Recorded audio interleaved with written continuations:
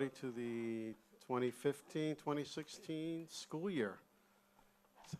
Tonight is the legislative meeting of the School District of Upper Board of School Directors. It is September 8th. It is 7:03. We are in the Cardinal Room, and notice of this meeting was published in a newspaper of general circulation at least 3 days prior to this meeting. At this point, I'd like to welcome back our representative of student government, Emily Hirsch-Gordon, and ask her to please lead us in the salute to the flag. Will everybody please rise?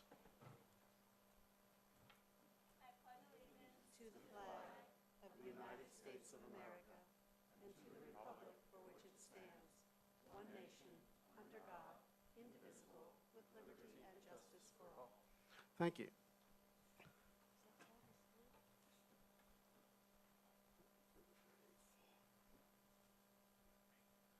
Okay, roll call, please. Mr. Shimeleski. Here. Mrs. Good. Here. Mrs. Hester. Not here yet. Dr. Ludwig. Here. Mr. Kim. Here. Mrs. Rothman. Here. Dr. Resnick. Here. Mr. Sirota. Here. Dr. Levinowitz. Here. Okay, 8 here, and probably Nita would be here. She did not email me to inform me she wouldn't be here tonight, so let's hope she'll be here shortly. Well, we'd like to welcome everybody back to another school year here in the School District of Upper Dublin. You know, I've been president of the board for about a year and a half. And last year when we opened up schools, one of the traditions of the school board president is to welcome back all of the staff at the first day of in-service. And last year was a bit of a challenge for me. And as I go through my brief, I made some comments to the staff last week, and I'm going to just reiterate some of the things I said. I think it's very relevant as we look forward to a very exciting year in the district. I started out my presentation with my speech with them saying 2014, 2015, oh, what a year. It's over. Let it go. Let it go. As we all know, we started last year with a brand new superintendent.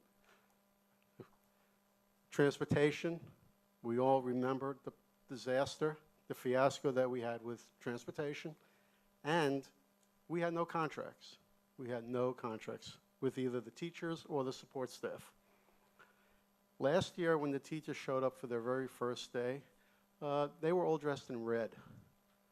I know what that message is. I felt the vibes in that room. This year, it was very, very, very different that first day. And I think many of you attended that March 9th meeting when the teachers showed up with the signs and black. I think they were wearing black that night. So even through March 9th, we still had some challenges, significant challenges in the district. At that March 9th meeting, many of us on the board made some statements. I said at that time to the teachers and to the community that we would get through this together. That UD is a very special place, that we have great people working here, and it's an amazing, amazing community.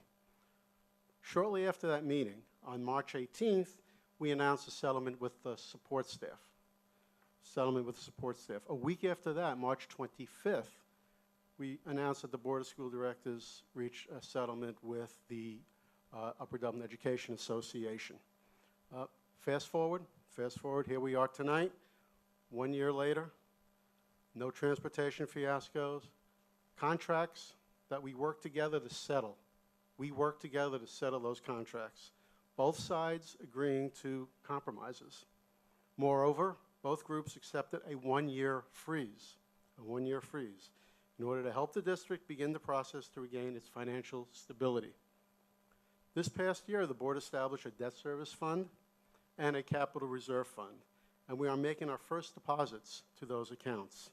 Those funds over time will enable us to confront the facility needs that remain in our district, and especially at Sandy Run Middle School. To paraphrase what President Truman said on January 5th, 1949, during his State of the Union address, today we start the year better better able to meet our students' needs. All students do have a fairer chance to pursue an equitable and excellent education. Not only are we still one of the elite districts in the state and actually in the country, 208th according to the recent Newsweek article that listed Upper Dublin as the 208th best district in the country. But today's prospects of attaining even greater things are infinitely brighter. I'm pleased to say to you that the state of the district is much improved, I'm very excited about moving ahead this coming year. We have made a number of significant administrative staffing moves over the past year that I'm extremely proud of. Dr. Jill Clark, Sandy Run Middle School, Dr. Bill Grazula, Dr. Ian Sandberg, Ms. Deli, a new food service person, Mr. Huffnagel, transportation, and Mr. Philip Vinogradov, just to name a few. These individuals, in my opinion, have already made a significant positive impact in the District of Upper Dublin. For Mr. V, possibly that impact is a little messy, but it is a significant impact that he's making in this district. So I'd like to also congratulate two of our own who were promoted this year to assistant principals, Sean McAleer and Kathy Smythe. On the other hand, I'm disappointed that we lost two wonderful educators to neighboring districts, and we wish them the very best, Mr. Thomas and Mr. Ortiz. It is very important that we recognize the amazing talent we have here in Upper Dublin, and my hope is that we get those two individuals to return to the nest in the future. There's a quote that the UDEA has on their website. It's, "Coming together is a beginning, keeping together is progress, working together is truly success." I believe we are now at the point that we are truly working together to innovate education for all of our students. So some of that, most of that is what I read to the teachers, but I think it was important for me to read that tonight just to get us off to the right start. I'm very excited about the school year ahead. I know we are moving in the right direction. I'm very excited about Dr. Wheeler's work this coming year. She has made marvelous progress considering what you stepped into last year. And we're all looking forward to a wonderful school year, and you'll hear in a few minutes Dr. Wheeler's goals for the school year. So that was my lengthy welcome. I promise to keep them shorter in the future, colleagues. And I'm sure Ms. Hirsch-Gordon probably has a much funnier and more entertaining and probably enlightening Student Government Association report. Welcome back, Emily. Thank you, Dr. Levinowitz. As the new school year begins, many exciting things are unfolding at Upper Dublin High School. Academics are already in full swing, with students acclimated to their new teachers and enriching classes. The class of 2019 has settled in well, beginning their first day with a welcome assembly led by Ms. Schuler and the Steering Committee of Student Government. They will be electing their class officers, which include President, Vice President, Secretary, and Treasurer, as well as their 20 General Assembly representatives for SGA in the upcoming weeks. For our upperclassmen, beginning next week, college representatives from a breadth of universities will be coming to the high school to share their schools with our students, a wonderful opportunity arranged by the Guidance Department. Our fall sports teams, including football, girls tennis, field hockey, golf, girls and boys soccer, and girls volleyball, are all starting off their season strong. Notably, our football team just had a huge win over Delaware Valley last Friday, finishing the first home game 42-7. Come support all of our Cardinals, as they are sure to continue their success throughout the season. Also, tomorrow night, our theater department will host its first annual season reveal event from 6 to 7:30 p.m. in the Black Box Theater. Attendees will be the first to learn the titles of our 4 shows this season, including our fall play, children's theater show in January, and spring musical, as well as the new addition this year, a one-act play that will be performed at the International Thespian Society's statewide conference in December. Ms. Guareni, our theater director, as well as members of the Drama Club Board and Children's Theater Boards, will share other exciting news for this season, so come out and show your support for UDHS Arts tomorrow night at 6 p.m. As for clubs, many have held their first meetings of the year and are solidifying upperclassmen membership in preparation for the club fair for our freshmen during our first enhancement session. Overall, the year has been off to a great start, and we look forward to what the next few months will have in store for us. Thank you. Thank you, Emily. Okay. Moving on to the superintendent's report, Dr. Wheeler has a presentation of her proposed 2015-2016 district and superintendent goals. While Dr. Wheeler's getting together, let me also add that last week, first 3 days, I visited all of our school buildings. I was in all the elementary schools and in the high school. I also did experience the extreme heat that was in those buildings, and we'll be talking a little bit about that tonight and also in greater detail at the future facilities meetings. Again, I was in all the buildings and all the elementaries, middle school and high school, and spent 3 days visiting all those schools, and it was a great, great start to the school year. Dr. Wheeler, I was just doing filler. Thank you. for you. I appreciate that. For me, this school year began several weeks ago when I had the very great honor of serving water ice to the members of the Flying Cardinals marching band, the Marching Cardinals, when they did their preview show. And that sort of set the stage for the year. That it was dynamic. We know it's going to grow as the season progresses, so that was a good opening. Back to school, our first day was wonderful. Buses ran with almost no hiccups, which was truly a happy event for all of us. It was fun to go to the different schools, see our students coming back. Our teachers are so enthusiastic about the Chromebook initiative and just about having everyone back in school. It's like a family has reconvened, and that truly is a pleasure to see. Today, I had the great excitement of visiting each one of the elementary schools to welcome our kindergarteners, and I have to tell you, they are such a group of energetic and very curious youngsters. So I think they are, Mrs. Place, am I correct? They are the class of 2028. Hard to believe the class of 2028 started today. So that was terrific. As Dr. Levinowitz said, I today got to visit all the buildings other than the high school and found that, yes, the heat was oppressive, and I'm going to address that a bit later in my remarks, but that didn't dampen the enthusiasm that I met across the board in all of our buildings. So again, we're glad to be back. So the heat is not new, but we realize that it is an anomaly. We are having unusually hot weather, and one of the things that has done, though, is raised our awareness and the boards of some of the things that face us as we make decisions about our facilities moving forward. Each of the buildings I found is unique in different ways as far as the heat goes and the way it affects those buildings. All had some hot classrooms, but not all classrooms were hot. Some classrooms are air-conditioned, some are not. At Sandy Run, we do have the largest number of air conditioning units spread out between the two buildings, but the windows, really, there's no airflow from those buildings. At Fort Washington, we have the largest air-conditioned common spaces with the Skylab and the Media Center, but what we have there are two huge chunks of asphalt in those courtyards in the middle of at least the first floor of the building, and you can just feel the heat radiating up from that asphalt. Maple Glen had the coolest hallways, but there was some real heat in some of the specific classrooms. Jarretttown, the air conditioning in the Media Library Center has been down since April. However, we have ordered the parts that are needed, and we believe that tomorrow Mr. Toner is going to be able to focus on finalizing the installation and getting that up and running so that we can move students through that area.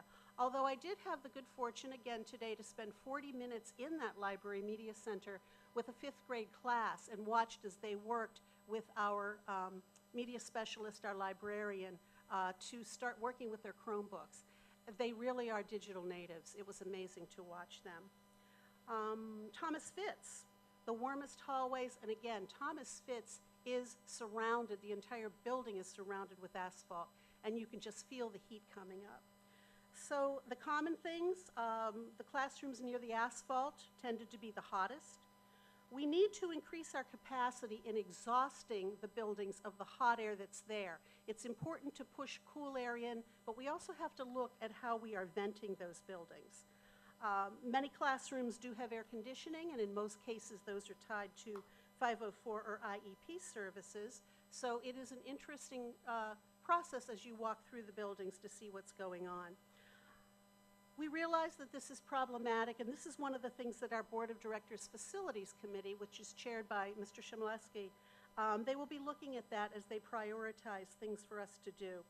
We really need to have a balance. We need to have equity. We need to look at short-term and long-term needs.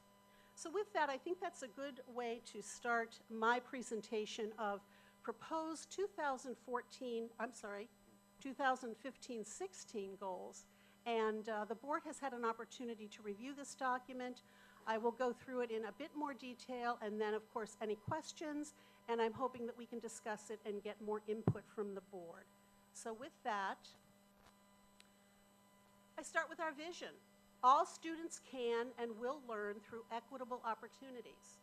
And by equitable, we mean fair and impartial, giving students what they need.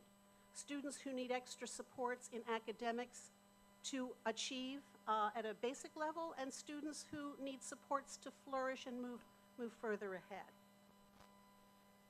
Our core beliefs: all students can attain the educational achievement that will permit them to accomplish their post-secondary goals, the goals that students and their parents set. This is our job, is to prepare them to be able to accomplish those goals. The instructional core provides the conceptual framework for our professional learning and improvement activities. You may remember I've presented this in the past. It's a triad, a triangle, and it describes the interaction of teachers, students around content. That's what our work is about. Anything that we do in schools should be in that instructional core, and that's where we have to attend as we make improvements in our programming.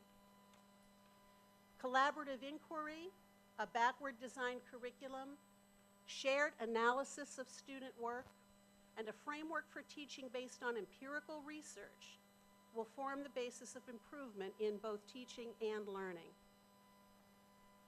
Danielson's framework for teaching provides a common understanding of what constitutes effective teaching, and just as importantly, it provides for us a common language for describing and talking about effective teaching.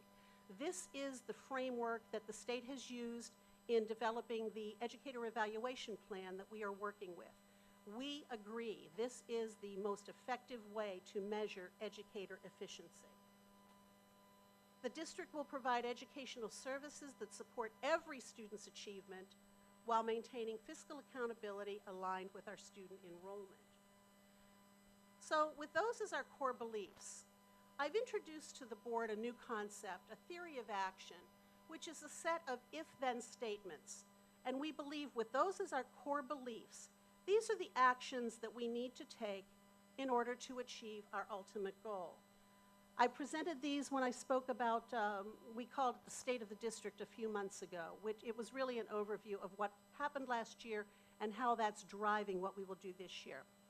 So briefly, if we agree that all students in Upper Dublin can and will learn, if we provide equity and excellence in educational programming, in our expectations of students, in our service and resource provision, if our board of directors governance focuses on operational oversight and policy development to support the vision, if the superintendent and administrators demonstrate accountability and transparency in decision-making addressing the day-to-day operations, if we provide a curriculum and instructional and assessment practices that support growth in academic achievement and in positive behaviors, if we provide opportunities for professional growth and accountability for our faculty, if we hire and retain the best, if we engage students as active participants in their own learning,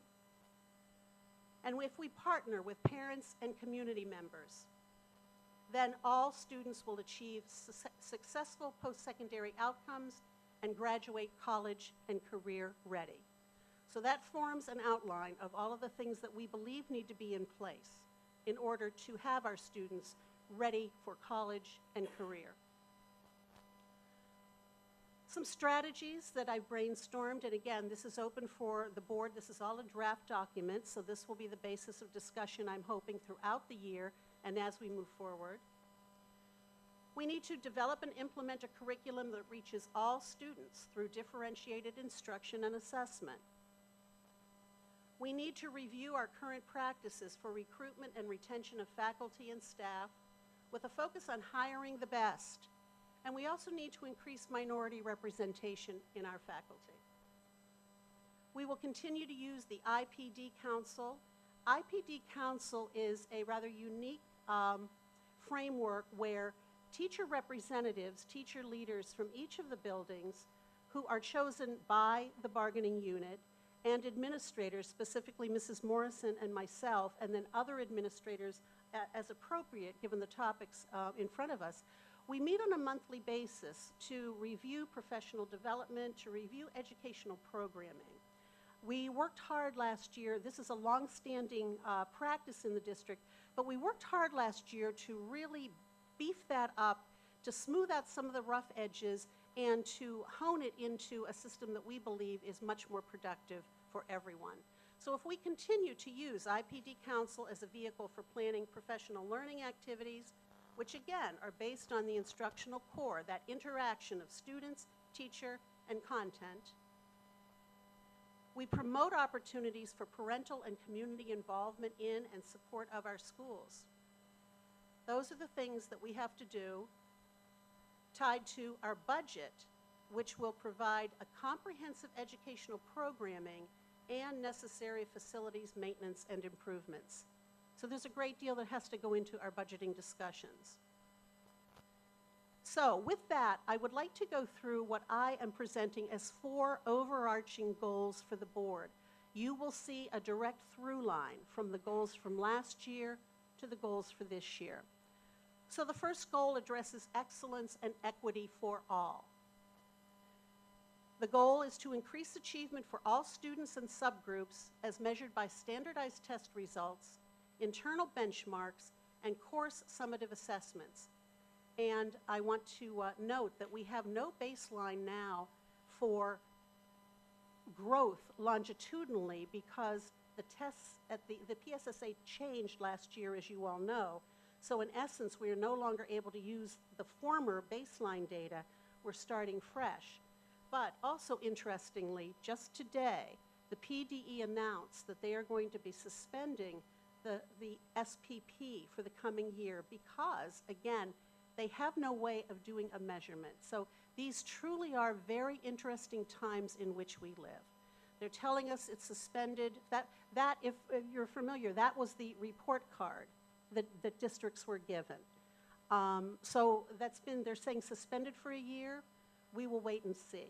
Now, it's also an interesting fact tied to that is that data presented a very important part of our educator evaluation process.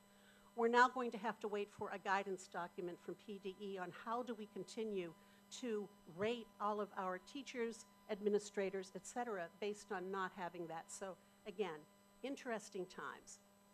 So with that as our goal, some specific things that we want to address this year, of course, are to disaggregate and review our student achievement data by subgroups, and this would be the achievement data.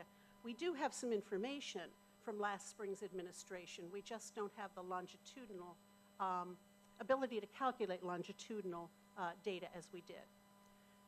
And again, we're going to do as best we can in looking for trends given the changes to the PSSA. They've warned us you can't compare apples and oranges. The results of previous administrations is going to be very different from the results of this administration because they changed the test. We're going to implement, well, I have a proposal to the board, and I'm intending to bring this formally to the board in a few months, to implement restructuring of 9th and 10th grades in English, Language Arts, Science, and Social Studies classes by reducing from 3 levels to 2 levels. I was able, along with Mrs. Morrison and Mr. Schultz, to give a very in-depth presentation about this at the board's education committee meeting several weeks ago. So this is sort of an overview of that, a very condensed version. So in order to do this successfully, we have developed professional development activities for teachers and staff as identified by teachers and staff, what they will need to, what they believe they will need to make this successful. We are collaborating between administration and faculty to implement and assess those professional learning activities.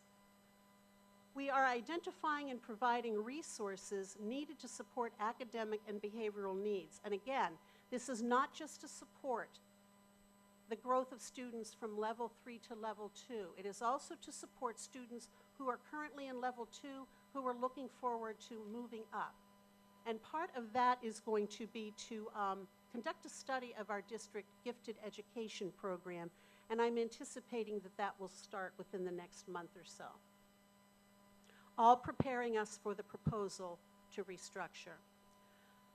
We are implementing our education evaluation system with fidelity. I'm very proud of what our principals and our teachers have done, and all of our department administrators. We are effectively evaluating our faculty and our staff, from me on down. We are expanding our recruitment and retention practices to, again, attract minority candidates. We are launching what appears to be at this point a highly successful implementation of Chromebooks as an instructional tool. We are engaged in an English language arts program review. Our Harcourt program is 10 years old. This is a K-12 review, and we have a wide-ranging group of stakeholders involved in that.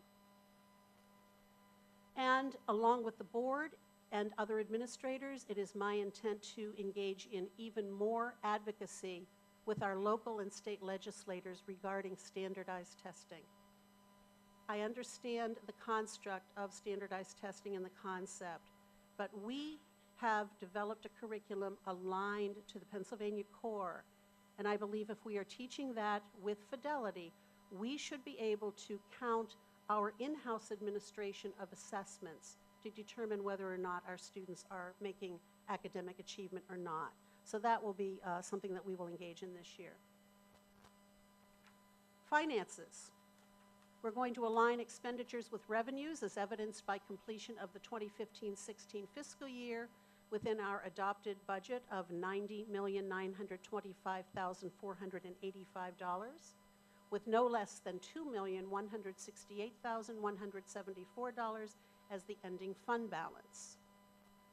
As part of this, we are working on refining our budget development process.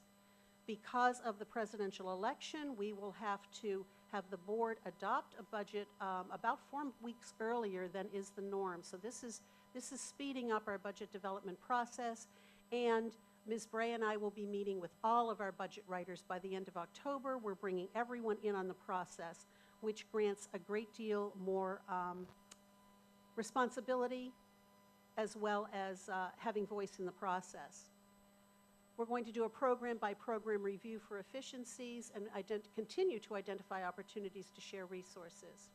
Again, I go back to advocacy with our local and state legislators and specifically looking at the impact of PEASers.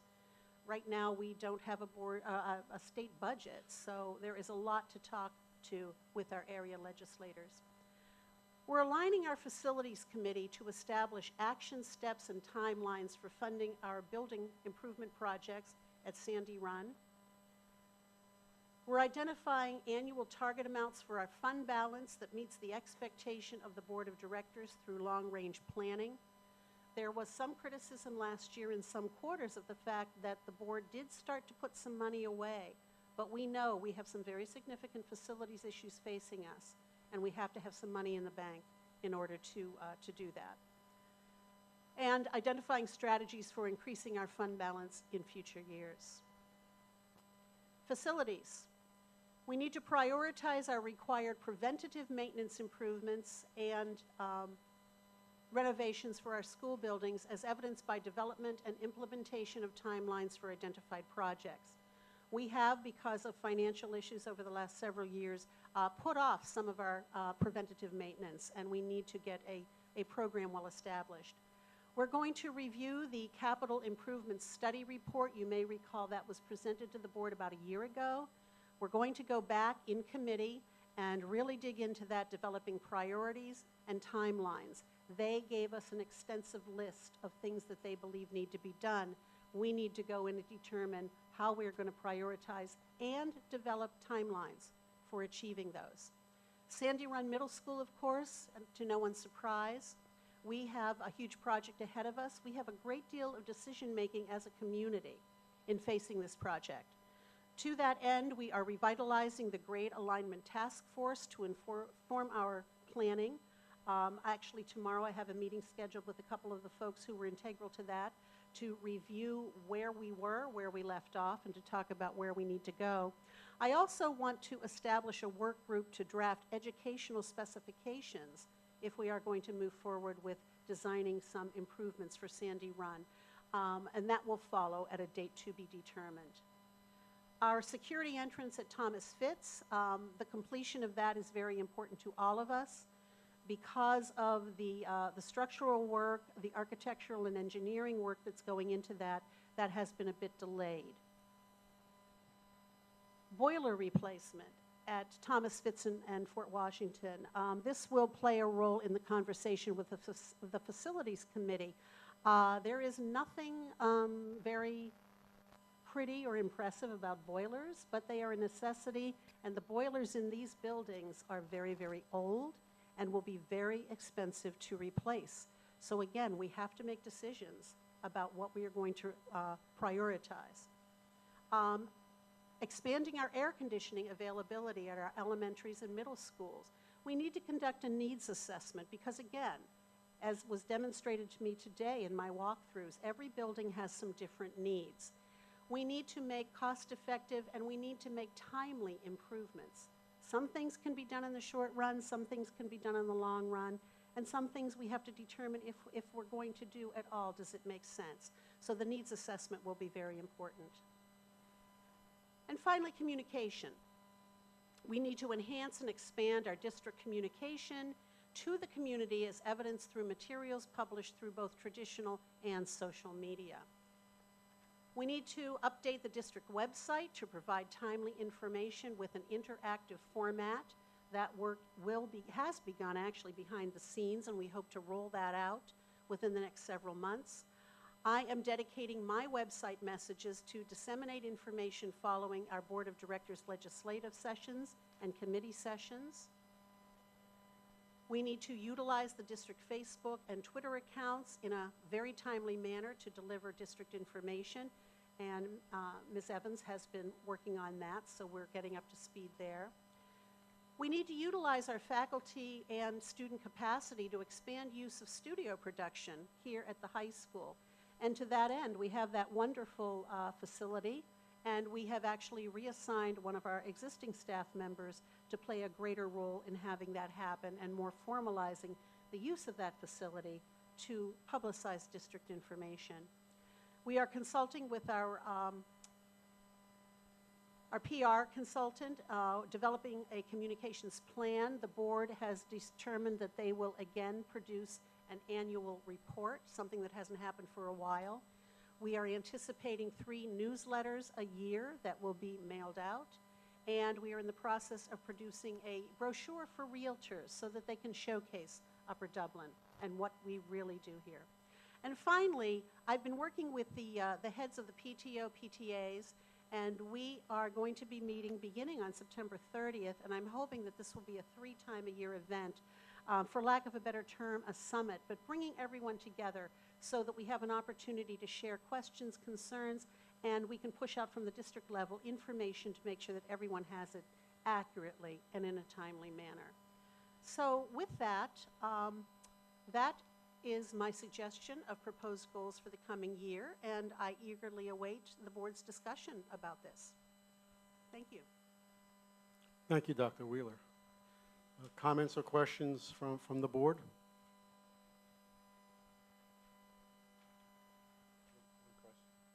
Dr. Resnick?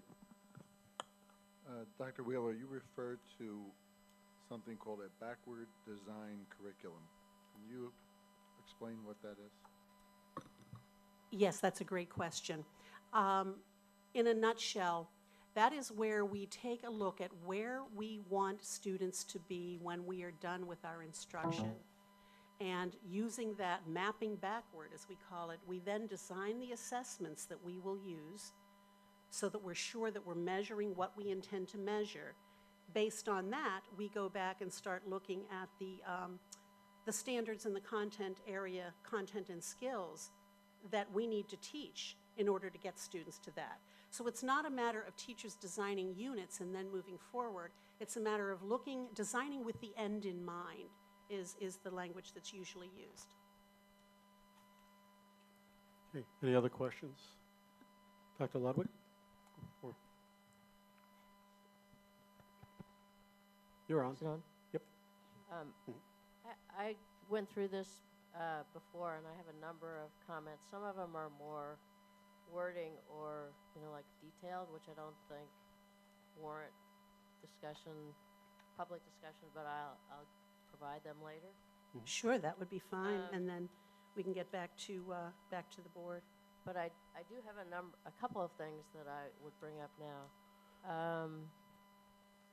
One is whether, let's see, under number one, if we want to, when we talk about advocacy, if we want to include something about not having keystones as graduation requirements. That would be very pertinent, yes, thank you.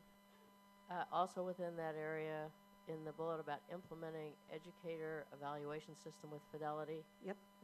I guess this is more a question. Are we talking about just the Danielson part or all of it, including the use of test scores? And Of course, we're looking at the entire, the 50% that is Danielson and the 50% that is student data, because both play a role in accountability. We're waiting for whatever guidance we're going to get from the PDE on the 50% student assessment data. But I think it's important to remember that our teachers' student learning objectives are very, very much tied to those data. And that's important because teachers are developing goals, professional goals for themselves based on the needs of the students in front of them in any given year and based on the needs of their own professional growth. So great question, and it is across the board. okay, thanks. In number two, regarding finances, I wonder if our overall goal should include something about longer range planning and improving the financial position of the district in addition to just completing the year with a fund balance as in our budget. Very that- good, That's yes. another comment. And then some details lower down that relate to that. When we talk about targets for fund balance, possibly for some of the other funds, maybe for our bond rating, are things possibly to include in that section? Sure, and if there's anything else that any board members determine they'd like to have included, just let me know, please. That's very pertinent. Thank you. And then in the last section, my memory, so I guess this is a question, is when we were discussing the communications plan, my memory was that we were going to do 3 communications, but one was the annual report and just 2 newsletters, not 3 That's newsletters. very, very possible. I may have misremembered. If that's what we're going to do, I will change that to twice. And we will use the annual report as, I guess, the initial newsletter. I'm trying to think. I think most of them are wording, but maybe there's one thing that's worth talking about in public is in the if-then statement. The then statement, to me, should be something about how students are ready for college and career, as opposed to have a successful outcome, because we don't really know what's going to happen as they go through college or other post-secondary education. So how before would, their career. how would you propose wording that? Let's see. Prepared might be a good word. They are. Yeah. Students will be prepared for successful, is that where you're going? Well, graduate high school, college, and career ready, or prepared for college or Okay, career. graduate. Something like that. All I'll right. think about it and write something Please else do. later. Okay. All right, I think that's it. Okay. Ms. Good? Just going back to the testing debacle that the state has created. I know with the SPP now that that's all changed and there is some confusion.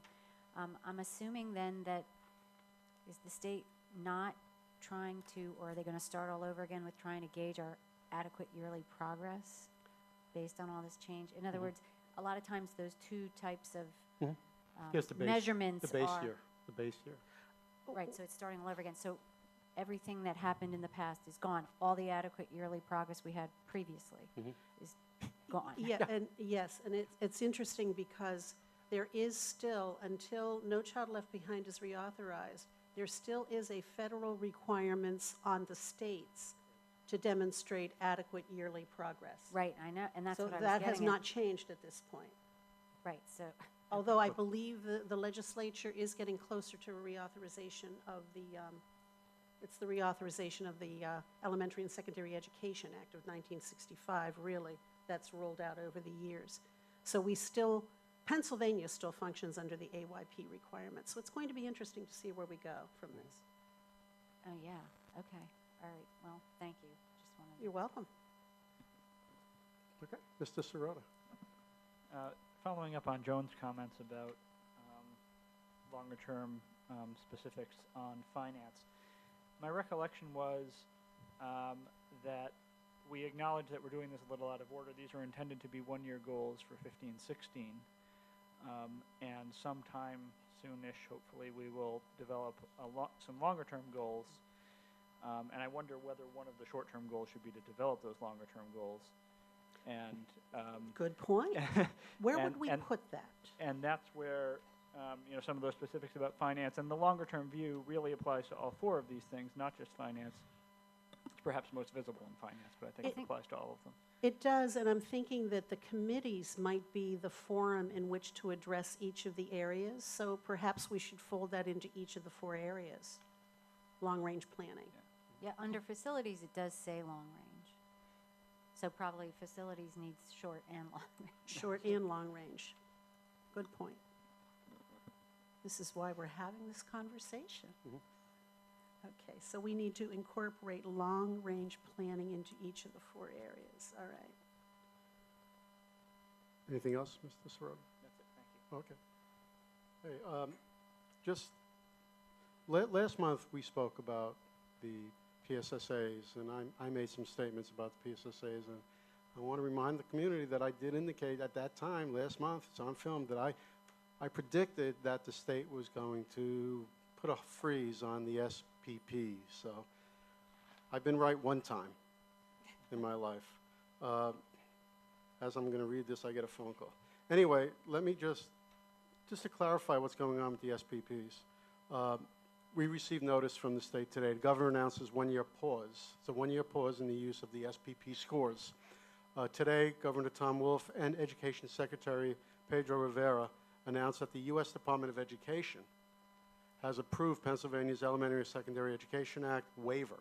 So we have to put in a waiver, the state did, which allows for a one-year pause in the use of the 2015 PSSA scores to calculate SPP and teacher effectiveness ratings, which was requested due to sweeping changes in the assessment that took effect in the 2014-2015 school year, and it goes on. So this is, something that our governor worked with USDE to get that waiver. So that's why we're able to put a one-year freeze at least on the SPPs. And I know we had so many issues with the SPPs when they came out last year, the year before, and the way they interpreted, the way they calculated the data, especially at Fort Washington, looking at when your students are perfect and then they go down, we got beat up on that. So maybe they're beginning to realize that there were some issues with those, with the way they did the calculation. And it's important to notice, when we get these ratings, there's so many ratings out there, but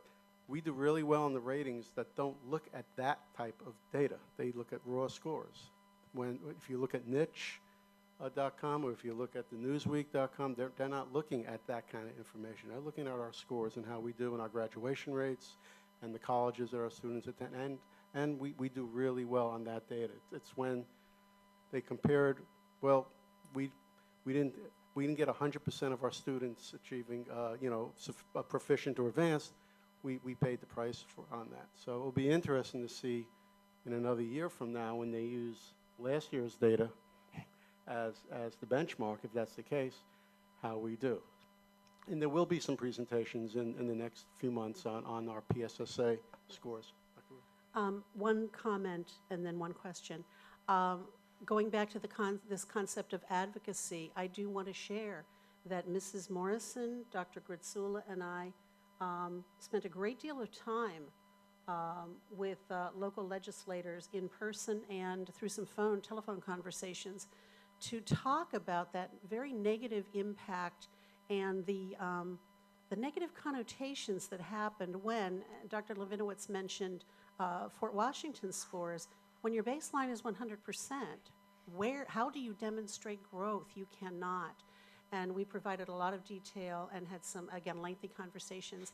And I'm very pleased to think that possibly we had a little bit of effect there. But that's what we have to continue to do, is bring the Upper Dublin lived experience to our local legislators and have voice at the table there. And then the question is, would you like me to bring these edited goals back to the respective committees? Or do you want to come back to the full board? What would you prefer?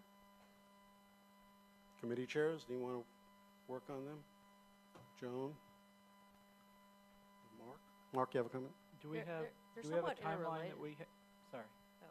I just think they're somewhat interrelated. It'd be hard to take them apart and put them in each committee. Okay. That's So- my, For the Mrs. next, Serota? Let me see Do, what Mark. do we have a timeline that we have to publish? Don't we have to publish goals at some point? there's an expectation. I don't know if there's a specific okay. timeline. There's no Okay. timeline, and, Okay. So next legislative, okay, we'll bring it back. Okay. okay. I read the announcement about PSSAs and the SPP. I thought it was very confusing, at least what we found. I don't know if anyone knows now or if we have to wait for PDE clarification. Are they going to calculate gross PVAS scores? And how would they do that? And are they going to still use keystones to calculate SPP for high schools as opposed to elementary schools or schools that don't have keystones? Mrs. Ms. Morrison, would you address that? That's another great question. I have to say there is currently quite a bit of confusion because this information just came out today regarding the not using SPP for schools that administer PSSAs. And I'm going to say this is an assumption that if we're not using PSSAs for SPP data, it would be impossible to use SPP for PVAS growth. However, we haven't heard exactly, and so we're waiting for the precise language from PDE. The second thing is, keystones were not re-benchmarked, so currently our high school will have an SPP according to the state. There's also language in the letter that we've received today, just to give you a little bit of an insight to how confusing sometimes communication is. It says, that means the only schools that administered PSSAs in 2015 will have SPP scores will be the ones that also administer Keystone exams, which it may be possible that Sandy Run also receives an SPP because they administered Keystone Algebra 1 exams, although only for some of the students, but that is the current language. So we're probably looking at SPP for the high school, maybe for Sandy Run, not at all for the elementaries, and the prediction is that there will be no PVAS growth scores. And again, we need guidance. A guidance document has to be released by the PDE. The state. Any other comments from the board? Okay, One thing I did want to mention, Mr. Melissa. with regard to facilities, there is the bulleted item in finance, which I think really keys a lot of the discussion that we'll have in facilities, which is to align facilities with the Facilities Committee to establish action steps and timelines for funding building improvement projects at Sandy Run Middle School. And that could be also the case at the elementary schools or any projects we should take on. So while we have a committee process now and we have Facilities Committee separate from Finance Committee, we do need to have some cross-pollination because these decisions that will be made in committee are dependent on one another. Yes. Do you want to eliminate Sandy Run there and just leave it building improvement projects? That would work for you? Okay. Especially with the heating issues. Yep. at the elementary side. Okay. Thank you. We don't want to eliminate Sandy Run. But No, of course not. We want to add everything else. okay. Any other comments from my colleagues? Okay, before we go to community input, there's a couple of announcements or communications that I just wanted to make, have them announce prior to community input. There was a change in the curriculum or the Education Committee's recommendation. There are two changes that I would like to note. The first one is under class of 2016 trip to Disney. It reads the cost of, I apologize, it reads the district will provide bus transportation to and from the Philadelphia airport. It should include, the cost is $2,400. Secondly, under the UDHS National Association for Music Educators Honors Choir, where it reads the cost of the trip is $650, it should read the cost of the trip is $950. Okay, those are two changes in that section. Any other announcements or communications that we should make at this time before community input? Not minutes. No. Okay. Anyone? Okay. We will now move on to community input. Please step up to the podiums. Please state your name, part of the township you reside in, and it's a 4-minute limit. We will have a second community input at the end of the meeting tonight. Mr. Koenig. Joe Koenig, Drescher. I commented to Art last month. I think it was one of the meetings, and I told him I owed him an apology, and I said I would do it in front of the board. The change from the work session to the policy and the facility and the finance meetings is actually more transparent, since those meetings were generally not, I wouldn't say held in secret, but not well publicized. So I owe an apology. There's actually more access to information, and I told you I would do that in public, and I am. So now let's get back to criticism. No, I'm just kidding. Now rip me. No, just kidding. Now kill us. I have just a comment, and I'm not sure, I don't want it to be taken the wrong way, but on the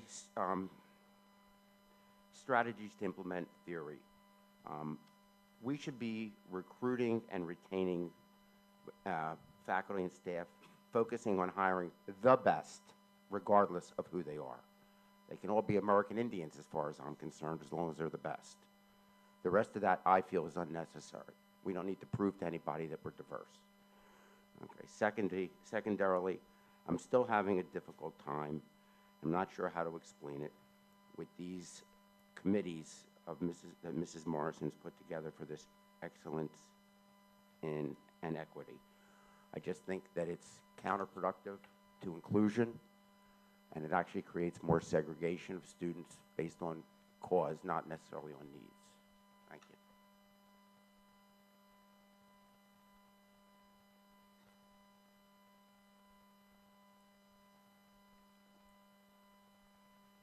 Jill Florin Drescher.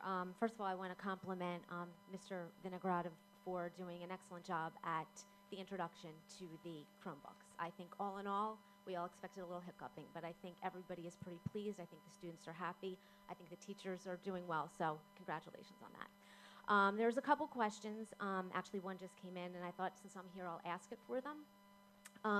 Is there a way to set up a wireless printer at home to the Chromebook? People seem to be having an issue with that. Also, I know in the high school we used to have I want to call it the chat feature. It was taken off, I think, recently or deactivated, and I know why. But my question is, could we possibly have it in use for non-school hours? Is there a way to do that? Because kids who have group projects could definitely use that feature. I know it's probably not appropriate for school because of what has occurred, but I think that after school hours would be great if we could somehow do that.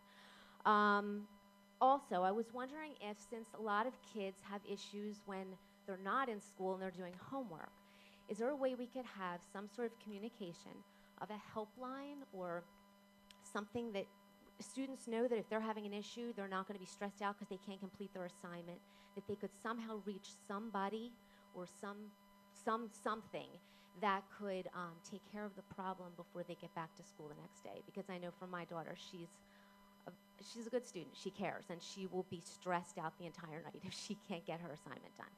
So that's it. Thank you. Thank you.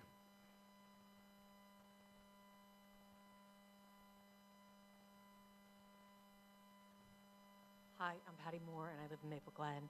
I work with the Special Ed Advisory Council, and I just wanted to invite everyone in the community to our meet and greet, which is the 21st of September at 7 o'clock at the Township Building across the street.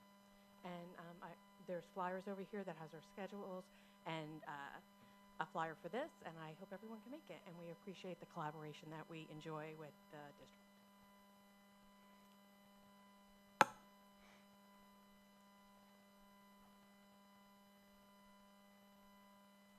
Anita Brister, Fort Washington. I have some questions remaining from last month regarding the Excellence and Equity subcommittees. What I asked last month was, what was the process? It didn't seem to me that it was a public process because in June, there were 2 board meetings in June. There was no mention of these committees. In July, the committees were already formed and they had chair people. I find that to be a mysterious process. When I asked about it, the answer was that they grew out of parents' concerns. They grew organically from issues that parents have. And they are open to all. That's good. That's the good news. The bad news is I still want to know what was the process. How from June to July, when the committees were brought public, already formed, already with chair people, I saw nothing on the website about these committees. So what was the process? It doesn't look like it was a process that was public, and it doesn't look like it was something that was inclusive and along the lines of good communication, which is what everyone had discussed in June. My second point is just a suggestion that I would like the board to think about that I think could help improve communication.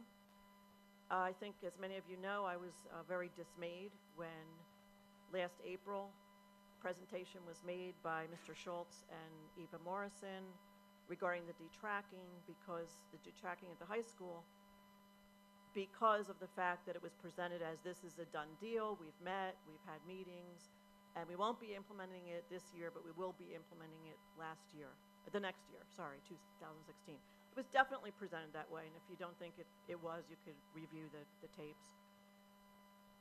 But there was no mention of that to the public before that time, and there was certainly nothing on the website about it, no discussions publicly.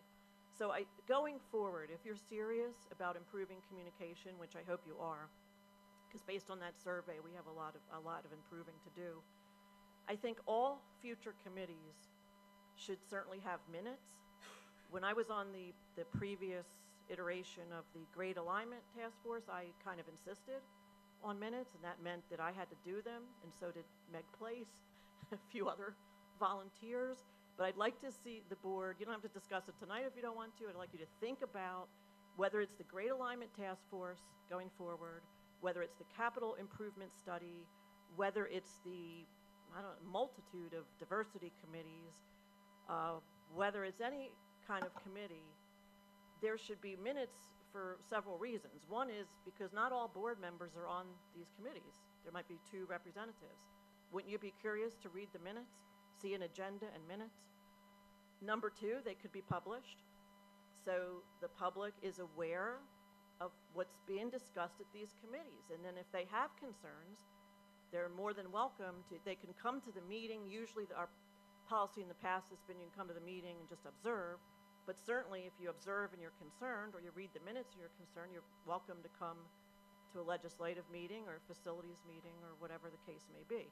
So it's something to think about. I don't think we should be having meeting. I'm saying this because I asked for the minutes from the detracking committee and there were no minutes.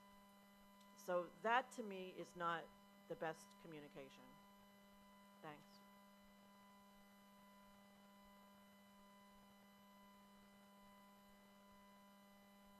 Tanya Cologne, Fort Washington, parent. I'm just going to say it, the elephant in the room, achievement gap. With that being said, and being a parent of minority children in the district, we do have a real problem in this district of minority representation within the, I would start the high school, for lack of better words. When my child or children of color walks into a building and there isn't anyone on the educational staff or teacher-wise that looks like them, that's a problem. Talk to us. I'm sorry. Please. Yes, that's the problem, and it's a concern. It makes you wonder and makes you bring questions as to what's being done. Are minority candidates not being hired? Are they not applying? Et cetera, et cetera. So for some people who may not know where this may come from, it's from a lot of parents and students who have expressed their frustration, their comfort level within what's going on, and how come we don't have teachers that look like us. And then, like I said, until I guess recently it was 0 for this upcoming school year. They may have been 1, I don't know, but that's just to give some information. It benefits everyone. This is Upper Dublin, and this is the world. And the world we live in is not one way, either Caucasian or one way African American. It is a multicultural world. So children of color will benefit from having diverse staff, as well as children who are Caucasian or non-minorities will benefit. And that's what you see in universities. And this is not just the Upper Dublin problem. It's a problem across the board. So I, as being a minority parent, appreciate the board looking into what is happening, what can we do, et cetera, et cetera. Moving on because of the 4 minutes. The achievement gap. With the issue of detracking, this has been going on for several years, about, I'm going to say 8 years, of maybe parents complaining or addressing issues of what is going on, how come children of color are placed in the lower tracks who made the scores and the benchmarks to be in track 2 or honors, and they weren't given the chance or opportunity. And we all know where that leads to. And my argument from day one has always been that track 3, regardless of color or race, will not prepare you for college education. You cannot go to a non-relief school on track 3, and this is just facts. Our children in track 3 are not passing the Keystones. Facts. You have your own information in this district. I've seen that presentations, but some people say they haven't, and maybe that's something to review. But me being a parent, I don't have the luxury of time. My children do not have the luxury of time. And here we go another year with the same conversations on the same thing. So therefore, I don't know which way you can speed up some people who may have interest. I don't know how else to say it, but the achievement gap is an issue. Too many children of color, especially African American children and African American males, are placed in a track that is not getting them anywhere. And finally, within the last minute, I ask you to look at your support programs that are in place. There are way too many children who are being placed in things such as reading strategies, et cetera, who are not getting out of these programs. Are they working? How many children of color are in there? How many children completely are in there and who are able to exit and be successful? So I think there are some information, or there's some questions that need to be asked and addressed in a little more timely fashion, but we do need to examine what the district is doing as well. Thank you.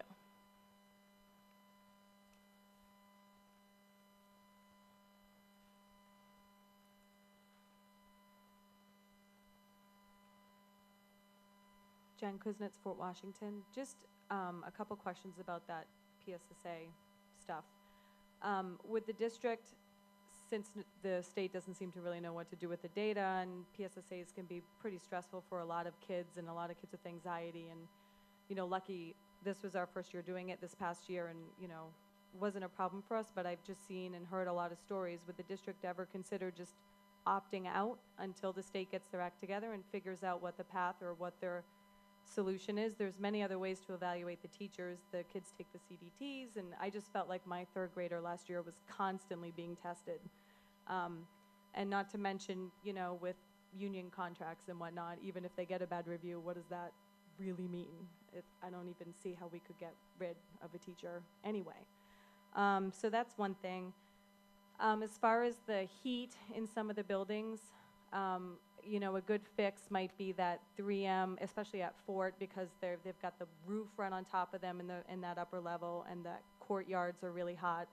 That 3M insulating, it's like a film you put on the glass. It might actually help to, you know, reduce the sun just beaming in there, and teachers can't open their windows, so there's no ventilation because the kids are either playing up there and it's too loud, or you're just opening an oven door, basically. So that's just one suggestion. And then just a little bit on the wellness policy. I kind of heard some rumblings that possibly there might be some subcommittees in each of the elementary schools to kind of monitor things. You know, as a parent, all I've really heard as far as wellness goes is the food lunches. Now, instead of, you know, regular chicken nuggets, you get whole grain chicken nuggets, but they're still nuggets. They're still filled with nonsense. It's, you know, everything comes frozen. It's heated up in a microwave. It's not really a big selection of fresh food. You know, with wellness also comes activity and movement. I feel like 20 minutes of recess twice a day, if you're lucky, is not really a lot for 7, 8, 9-year-old little boys. You know, those are long days to be sitting for 7 hours, and you just get a little brief. By the time you line up, you get out there, you might only have 15 minutes of running around. So, you know, the kids are supposed to get about an hour or more of moderate activity a day, and every 2 hours they should be getting up and having some sort of burst of something. So I know that there's a lot of like different clubs and activities on the high school level, and as you maybe hopefully look at some of these activities and clubs for the elementary school level, maybe you would consider some sort of early morning before school walking club, or, you know, maybe every couple hours, you know, a certain grade level takes a trip around, a couple laps around the building just to get the kids out. It's, you know, it's supposed to help with test scores and all that good stuff.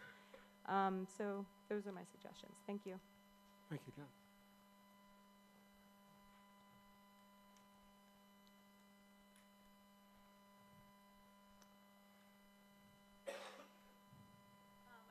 My name is Cynthia Song. I live in Fort Washington area. I just want to say a little bit about the equity and excellence. Use the mic, Cynthia. Yeah, the equity and excellence subcommittee. I think it's a great, nice gesture from the school district, at least for Asian American parents. Like, I didn't get any education from here, and I can say for most, like at least Chinese parents and a lot of Korean parents I know, like English is not our first language. We never went through the system. So I think and then our culture is generally more like not to speak up. So I think with these committees, first of all, I asked myself, are we having these so that we are more separated from the rest, or are we trying to build bridges for people to understand each other? Because I feel like when people don't speak up, people don't understand each other. And I feel like when I came to this country, I learned so much, I grow so much because I am exposed to the different cultures. So, you know, by having these, not only we can have a better channel to learn, but also maybe we can have our voice heard. Maybe it's also bring a piece of something we have here, which I think will be a good thing. And then also, by having this because I feel like American people are generally very nice and polite and trying to be right, politically right. So they don't dare to ask many like cultural questions directly. By having this committee, I hope like some teacher can approach me instead of approaching to the parents directly and ask questions so that they, you know, they feel uncomfortable. So I really think it's a good thing. We will try to help with parents, teachers, students. I didn't think it's something to separate the community. So, and when we have future activities, I hope, I would welcome everybody, because I feel like a lot of times we don't talk to each other in a open and honest environment because we're so polite to each other. So I really hope this will be a good thing. But I'm very excited to be here and to learn the different ways that, that's different from what I grew up. So I appreciate the school doing that. Thank you. Thank you, Dr. Song. Any other comments? Okay, seeing none, we will answer as many as we can. There's a general concern or comments, questions regarding the Excellence and Equity Committee process, structure, and Ms. Morrison? Yes. On August 10th, unfortunately, I was not able to be here. I was celebrating my birthday that evening, so I appreciate all the questions, and I'm happy to respond. We have certainly tried very, very hard to be extremely transparent in our invitation of the entire community, both the community at large, parents, as well as our staff members to join the subcommittees and also the broader steering committee. How did we accomplish this? First, in June, Dr. Wheeler sent an update in her weekly updates to the community, explicitly inviting anybody who is interested in any way with contact information. We got quite a few folks who respond to that in a very positive way. Then in July, I made a presentation, again explicitly inviting anyone who's interested. And if there's any way I wasn't clear enough in my communication, which can certainly happen, the invitation was accompanied by this flyer, which again you have as another invitation, which is asking anybody in the community who is interested in joining a subcommittee, who is interested in chairing a subcommittee, co-chairing a subcommittee, please to contact Dr. Wheeler or to contact me.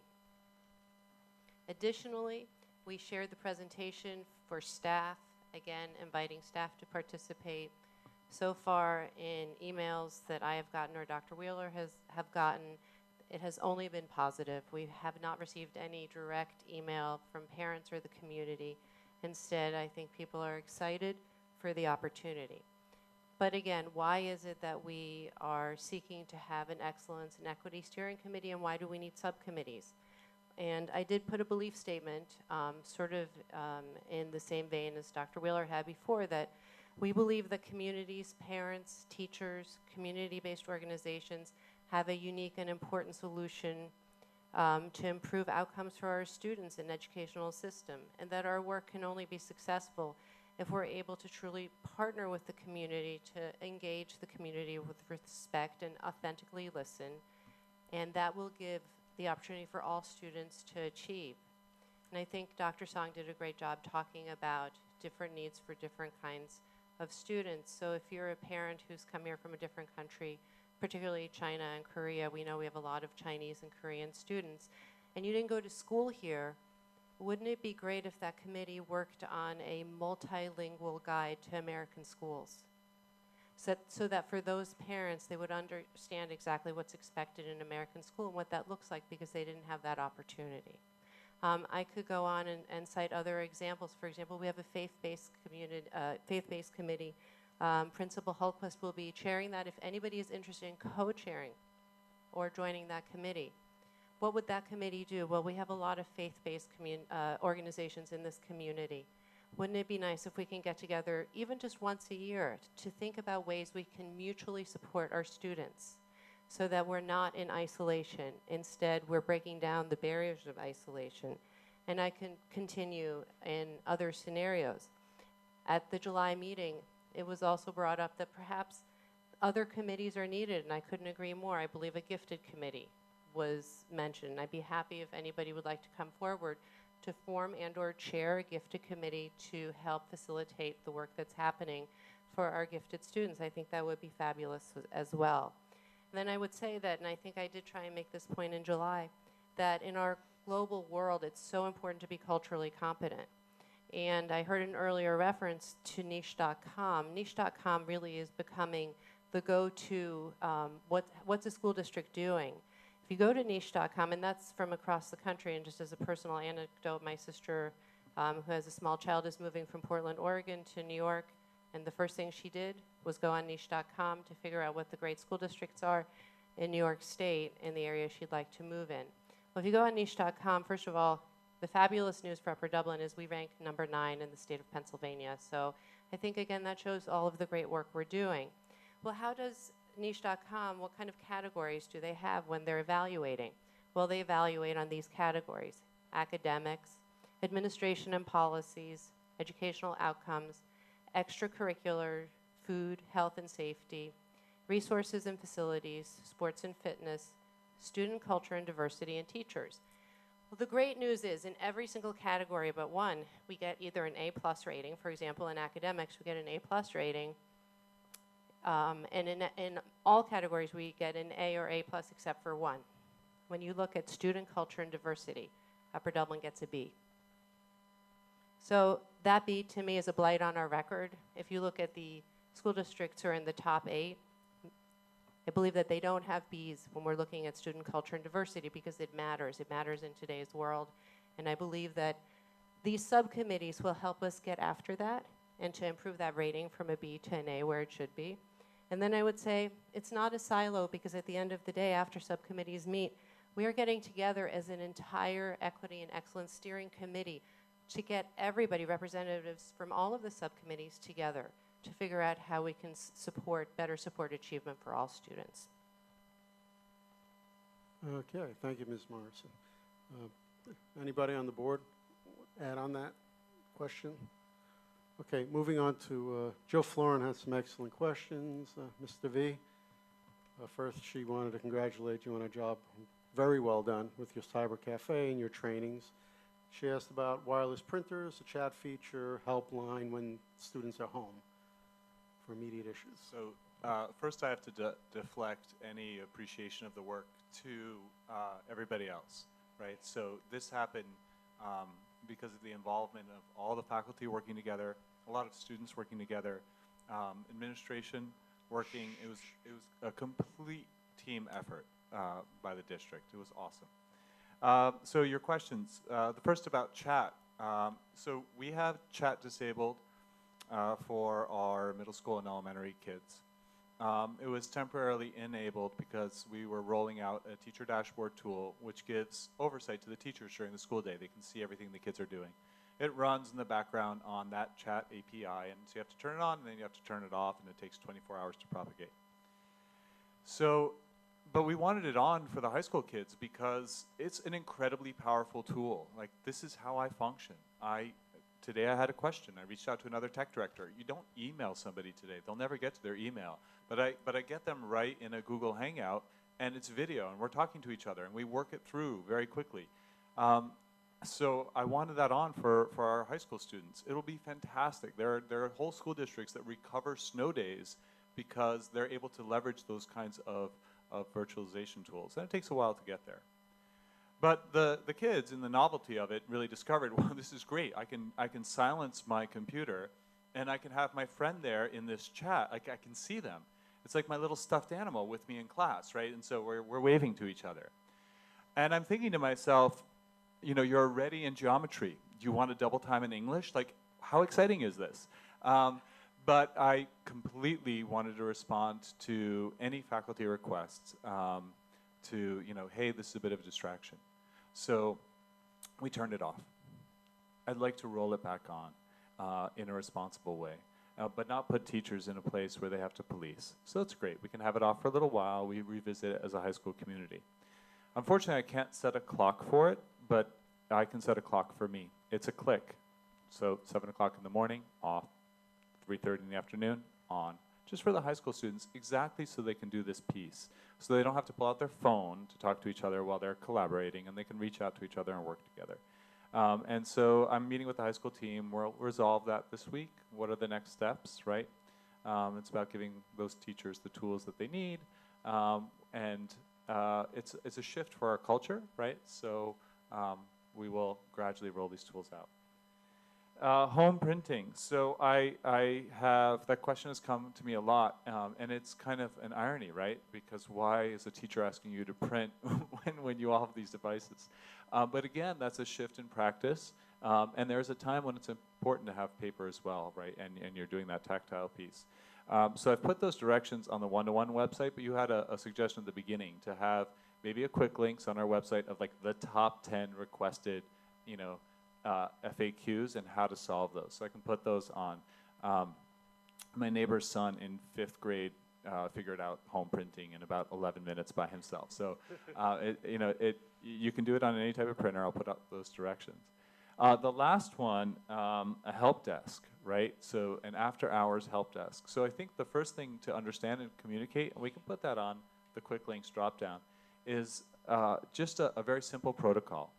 Especially in the beginning, right? You're having a tech problem with your computer related to your assignment, email your teacher, let them know the nature of the problem, and that you tried, right? And the teachers will be absolutely accommodating, right? It's new to all of us. 2, it would be fantastic to set up some kind of community, possibly and ideally one that's student-run, right? To have a student-run after-hours help desk where I train a cadre of students, and they take turns on that. And I've seen in other schools where NHS becomes the kernel for that kind of leadership, and then it grows out of that, and they become that after-hours tech support, and that's an experience builder for them. It's a great piece to put on that college application as well. There are a lot of soft skills along with hard skills that you learn in that kind of role. So I think that's a fabulous idea to grow towards. But for now, we'll put the quick links there on the website. Thank you. Okay, moving on, Patty, thank you for the invitation. 21st, unfortunately, some of us will be attending, we have a North Hills meet and greet the same night, so we'll try to be at both places at the same time. We'll do our best. We try not to miss that each year. The refreshments are great, and the company is also great. Anita, I think Ava did her best to address the excellence and equity, selection of the members. You have some comments regarding the detracking presentation from April, and I don't have any response. That did occur in April, a year ago. You made a recommendation about all future committees having minutes. We'll look into that. And I know all of our committee meetings obviously have minutes that we have and approve, but the other committees, we'll look into doing minutes. In the committee that the two of you, there were minutes, just not if. Yep. Okay, you did. Okay, just okay. Yeah. So Joe, we would have minutes, especially at the realignment. Okay. Okay. Ms. Cologne, thanks for your comments. Really, they were comments. Thank you. I don't think you had a question, but we do appreciate all comments too. It doesn't have to be a question. Thank you. Jen, my understanding is as a district we cannot opt out of PSSA. I will look to my administrators. Has there been a district that opted out of? I see Dr. Wheeler saying no, we can't. I don't believe that there is a district in Pennsylvania that has opted out. I believe that there are some punitive measures, financial and otherwise, that would come with opting out of PSSAs. Though there are times I think all of us are thinking along those lines. Yeah. Your suggestion that we look at those windows along the corridors where the courtyards are at Fort Washington, maybe there's some kind of a film, I think is what you're referring to help with keeping the heat out. Brenda or Ms. Bray or Mr. Gerdeman could look into that and see if there is something that's a very cost-effective solution. I know when I did my windows over in my house, we did some kind of an installation and a filter that keeps the heat and the cold. It does both, so we can definitely look at that as a quick option. I don't know what to say about the wellness policy. If any of our administrators know where we are with that. Ms. Clegg may. Yeah, and she was unable to be here tonight, so we will get back on that. I appreciate your comments on recess, and I know it's something that we can talk about and look at how often we have recess, when do we have the recess, before or after lunch, and I think it is important that exercise is a major, I think, component in our elementary schools. We need to get them out and exercise. Let's see, Dr. Song, I think most of your there were comments too, and the whole point about building bridges. I appreciate those comments. That's all of my notes. Mr. Sirota, did I miss anything, sir? No, That that's we all I need to have answer? too. Okay, are there any other comments from the board, from any of the community input that you'd like to add? Okay, seeing none, that concludes our first community input. There will be another one at the conclusion of the meeting. Thank you. We move on to the approval of the minutes. Ms. Bray? Since this is the first time we will be approving policy committee minutes for this evening, Dr. Levinowitz, do you want to separate the board from the policy, or shall we do them all together? Together. All right. So if we could have approval of the August 10th, 2015 legislative meeting minutes, and also May 11th, June 1st, July 13th, and the August 17th policy committee minutes. Okay, do we have a motion? So moved. Okay, second. Okay. We have first and second. All those in favor of approval of the minutes tonight, please say aye. Aye. Aye. Anyone opposed? I should have asked if there were any comments or edits in the minutes. I don't see any. Okay, thank you. Okay, moving on to the Education Committee report. Dr. Ludwig as chair. There are a number of motions tonight. The first one is to approve student activities. There are three. The first is the class of 2016 trip to Disney. It's recommended that the board approve the Upper Dublin High School class of 2016 trip to Disney World in Orlando, Florida from April 16th to 19th, 2016. And the cost is as amended. I guess it's not amended, but as revised earlier tonight. The Upper Dublin cheerleading team, it's recommended that they be granted permission to travel to Pine Forest Cheerleading Camp on August 20th to 23rd. I assume that's already happened, and hopefully we will approve it. Okay. The final one is the National Honors Choir National Festival in Nashville, Tennessee, which we discussed, I believe it was at the August or July meeting, and there were some questions, so I'll give a little bit more of the details. It's a student and chaperone will travel by plane, stay in a hotel other than with the other students, and participate in a national festival culminating in a concert on the 28th of October. The cost for the trip is $950. Half will be paid by the student and half by the high school general fund. The cost for the advisor is included in the conference listings, and the cost for the sub is $354.39. And I think this was clarified that this is really an amazing opportunity, a student to be in competing at the national level, and I don't know if there are any questions still remaining, but I move we approve all these activities. Okay, is there a second? Second. Robert? You're on the Education Committee, right? Okay, there's a second. Comments, questions on any of these items? Mr. Sirota? What page is the conference listing on? I can't find it. The conferences, there's a separate section, it's on 2-1. We have a separate attachment. Oh. We have a separate handout tonight with all the attachments so that you can have both open at the same time. Rather than being stapled together for the board, I thought I'd help you out as much as possible. Very clever. I wish you'd warned me. Correct, I forgot. I'm glad you mentioned that, Mr. Sirota. But we do have a separate handout with all the attachments for the board. So is the amount on the listing, yes, I believe the amount on the listing for estimated expenses for the chaperone is different than it was 2 months ago, right? The listing at July's board meeting was for him to drive there. It would take 13 hours, and when he calculated the miles and the reimbursement for the miles at school district rate, that was the price that was listed there. Since then, he has found it would be cheaper to fly. Okay, thank you. Okay, only a comment on the cheerleading team. I think this is not the first time. Am I correct that they came to us after the fact?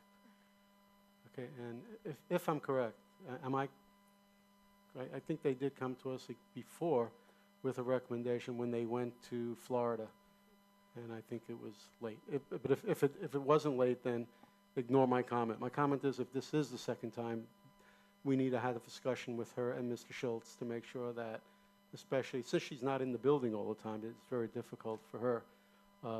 She may forget to submit these approvals, but we need to hold firm. If something happens between the time that they attended this event and our board meeting, there could be liability issues, which is why we always try to get all of our activities approved ahead of time. This came across my desk just a day or two before the event, so technically we did know about it, but Okay. you're absolutely right. This is being addressed. There is board policy, and they have to follow board policy on submission of requests. I do believe, and I couldn't agree more with everything that's been stated, but I would say that apparently the document was not sent to us digitally, but in paper. And in transition, there was a problem. I don't know, it got stuck somewhere. And Okay. but I could Great. not agree more that it is a bit harrowing when this situation occurs. Okay, as long as we do a job, I'm trying to work on that. Thank you very much. And again, the honor to perform at a national conference, music conference, is significant. I think this is our first student that I know of in the district that's been recognized and selected to perform at the national level. Okay, any other comments on the three activities? Okay, we had a second. All those in favor to approve the three student activities tonight, please say aye. Aye. Anyone opposed? Moving on to number 2. The second motion is to approve the district's continued participation in the Delaware Valley Consortium for Excellence and Equity at a cost not to exceed $12,000. I think, did all board members get a copy of the various programs and professional development opportunities? I mean, there are some amazing opportunities, and I hope that the faculty and staff are able to take advantage of a number of those. Okay, the continuing participation, is there, Dr. Ludwig first motion? Yes. Made motion, seconded by?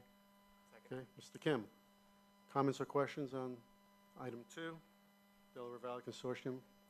Seeing none, all those in favor, please say aye. Aye. Anyone opposed? Number 3. I'll take 3 and 4. They're both dual enrollment agreements. Number 3 is a dual enrollment agreement with Monco for modern language classes with the opportunity for students to earn either 3 or 6 credits per year, and the cost is indicated. And the second one is a continuation of the agreement with Winnet Mercy for dual enrollment credit for accounting and marketing courses. Okay, Dr. Ludwig has made the motion and is seconded by Mr. Kim. Comments or questions on the dual enrollment, 2 items? My only comment is, I said this last year too, is I think this is a venue that we need to pursue, and even more than we're doing now. I think these opportunities are significant, and I think many of our students would benefit from a dual enrollment program, not just in these subject areas that we're doing. So, in your spare time, it is something to look at. I know at Eastern we offer quite a few of dual enrollments with Monco and other institutions, and some of our students can leave Eastern with 12 credits from Monco. I'm happy to report that we do have other dual enrollment agreements, one with Arcadia for astronomy that we approved last spring, and Great. there's another one for earth science with Westchester. Unfortunately, and Dr. Ludwig mentioned this to me, perhaps if we got them all lined up at the same It would time, help. it will be more helpful. The way that they come about seems to be more seasonally. And Dr. Schmidt still has his with that SUNY. It is no longer with SUNY. Oh. It is now with Westchester. Oh, okay, that's the one with Westchester. We approved that. We're ready? I don't remember it. Okay. We're working on a new motion for that. Okay, okay, great. Okay, so we have a motion and a second to approve the dual enrollments, items 3 and 4. Seeing no comments or questions, all those in favor, please say aye. Aye. Aye. Anyone opposed? Okay, moving to item 5. Ms. Yang. The next motion is recommended the board approve district-wide assignment of Joyce Yang to promote a program of Chinese language and culture during the school day in the district's 4 elementary schools and after school at Sandy Run and Upper Dublin High School. I think this is our 3rd year with Ms. Yang, and the kids love it, and it's great that we can continue this. Okay, seconded by Mr. Kim. Any comments or questions on the district-wide assignment of Ms. Yang? Seeing none, all those in favor, item 5, please say aye. Aye. Anyone opposed? Moving on to number 6. Item 6, we discussed at the Education Committee meeting, is recommended the board approve an agreement with Dr. Barbara Marinack and the School District of Upper Dublin. This will help with, she is an expert to help with the district's ELA curriculum renewal process. So I recommend we approve this. Okay, seconded by Mr. Kim. Okay, item 6, the agreement with Dr. Marinack. All those in favor, please say, oh, we have a question, I'm sorry. Should the not to exceed fee be in the background, or is that supposed to be in the text of the motion?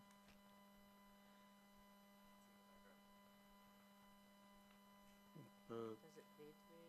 It's often in the back. We usually, is it? Yep. I feel like it's usually in the text of the motion, but I could be wrong. Okay, so we couldn't, Dr. Ludwig? Please. All right, maybe we Just should put it in put it the, in the motion. Yep.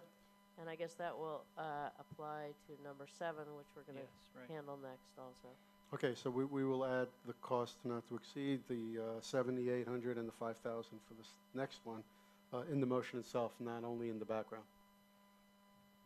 Okay, we're just doing number 6 right now, okay? Right. Any other questions, comments? Okay, we had a first, we had a second. All those in favor, please say aye. Number 6? Aye. Anyone opposed? Number 7? Number 7 is recommended the board approve the continuation of professional development writing-based practice in partnership with Springfield Township School District and Springside Chestnut Hill Academy. This is workshops we've been having for 1 or 2 years with Dr. Leif Gustafson, and I recommend we approve this. And the cost in the motion is not to exceed The cost- 5,000? Yeah, the cost is not to exceed Okay. 5,000. Okay, second by Mr. Kim. Any comments or questions? Item 7. Seeing none, all those in favor, please say aye. Aye. Anyone opposed? Thank you. Number 8. And the last education motion is to approve the conferences on page 2-1. Okay. Everybody, that's in the attachment section. Thank you. You're welcome. Sorry. Okay, any comments or questions on that? Seeing none, all those in favor, please say aye. Aye. Anyone opposed? Just a quick comment that there are, I believe, 4 board members attending the past PSBA Leadership Conference this year. One of the reasons we're going, not only to gain some additional in terms of the workshops and all, but we were very excited to find out that our group at the high school, Vox, which is the a cappella group, was selected out of 7 groups were selected out of 35 that auditioned to perform on Wednesday evening at the conference to highlight musical performances throughout the state. And of those 35, Vox was selected to participate, that they will be coming up with Mr. Arnold. and performing that night. And I know I'm very excited to see them that evening at a statewide conference and show off one of our wonderful programs in the arts here at Upper Dublin. Okay, moving on. Anything else in curriculum tonight? That's it. Okay, moving on to facilities. Mr. Chmielewski. Okay, thank you. We have two motions before us this evening. The first is it's recommended that the board approve a contract with Sargent Enterprises Incorporated in the amount of $33,777 for demolition of 4 buildings on the Administration Center's property. Bids were solicited from 3 vendors, and Sargent was the low bid. Background, there are 4 buildings on the Administration Center's property that are unsafe, contain asbestos and lead paint materials, and are too costly to repair. The Upper Dublin Township and Historical Society have both approved the demolition of these buildings. Move Second. approval. Okay, Ms. Good. Second that. Any questions or comments? I just wanted to say at the beginning of the school year when some of the board members took a tour, we did stop at the administration building and we did see those facilities, and we cannot agree more that it's a very wise decision to demolish those spaces. Yeah, it's time. Okay. All those in favor of approving item 1 in facilities, please say aye. Aye. Anyone opposed?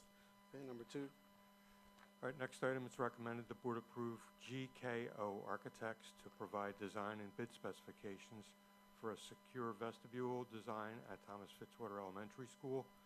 The architectural services are to be provided on an hourly basis, not to exceed the lump sum fee of $12,500.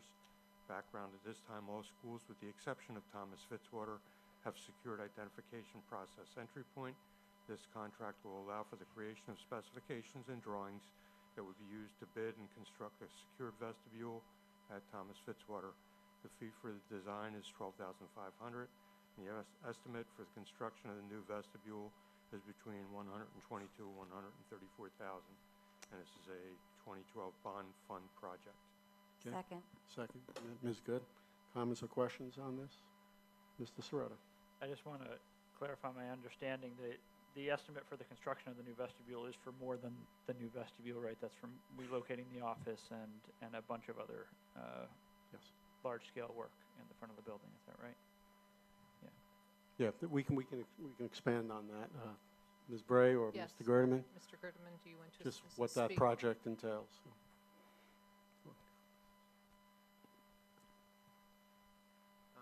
The project entails moving the main office to the front of the building and then converting the main office to a conference/work area to be used. So the majority of the work is the redesign of that, as well as the construction of a second doorway between where the gymnasium sits now and where the principal's office is located at.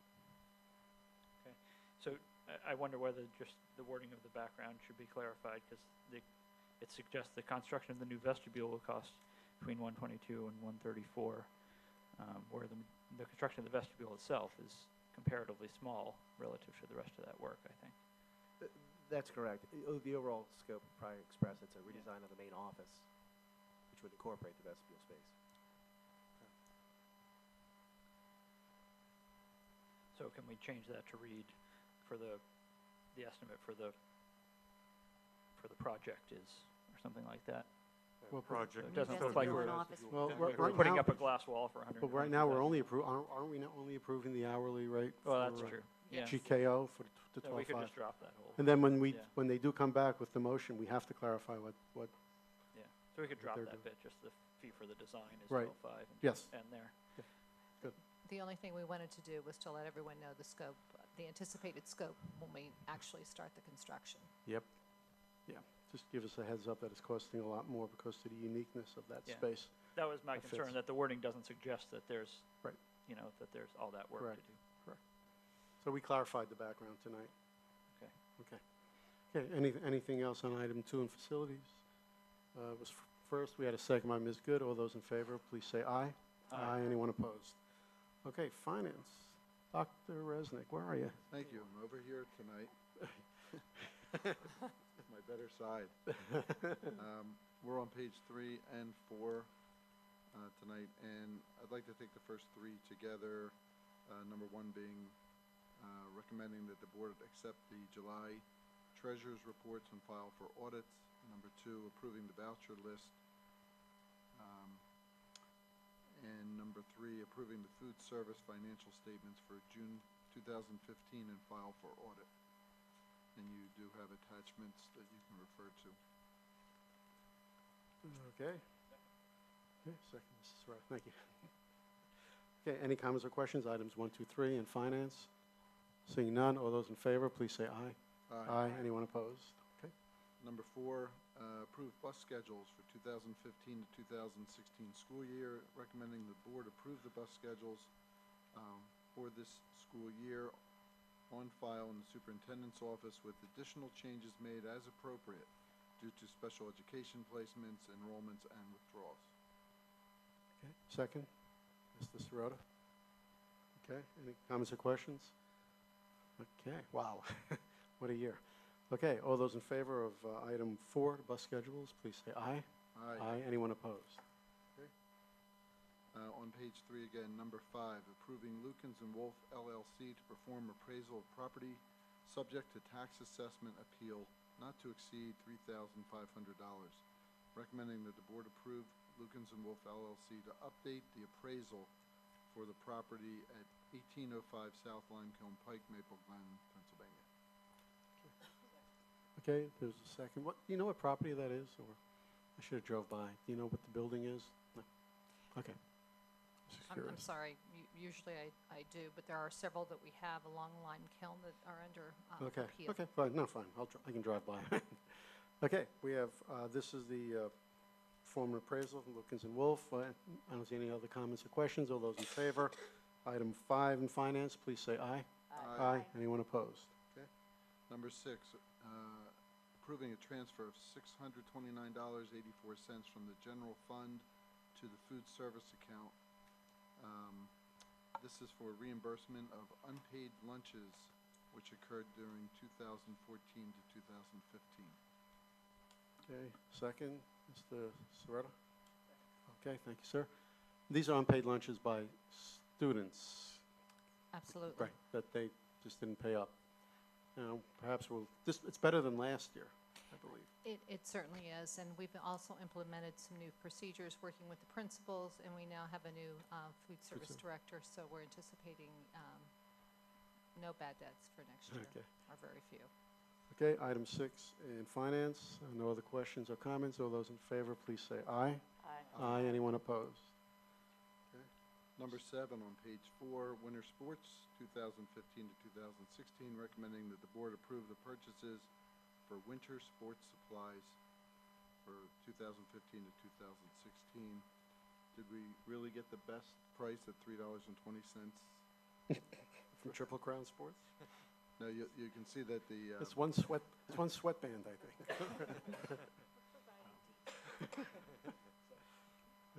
That's we funny. have a second from Mr. Sirota. Okay. Any comments or questions on the winter sports list? Item 7, seeing none. All those in favor, please say aye. Aye. Anyone opposed? Wise guy.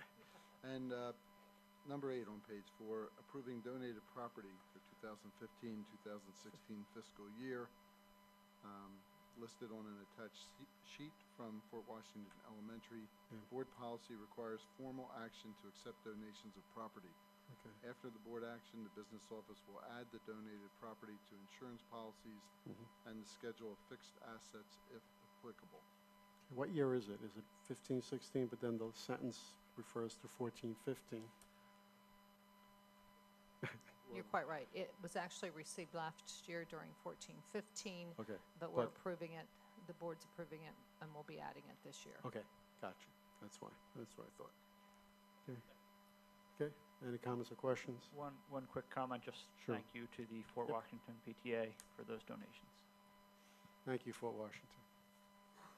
Okay, no comments, no additional comments or questions. All those in favor, item 8 in finance, please say aye. Aye. Anyone opposed? Moving on to personnel. Just one more quick item. Yes, sir. It appears that 1805 Limekiln Pike is the building that includes Acme at the corner of Limekiln and Twine. Okay, it's that big property. Okay, thanks. Thank you very much. Okay. Okay, moving on to personnel. Yes. This is good.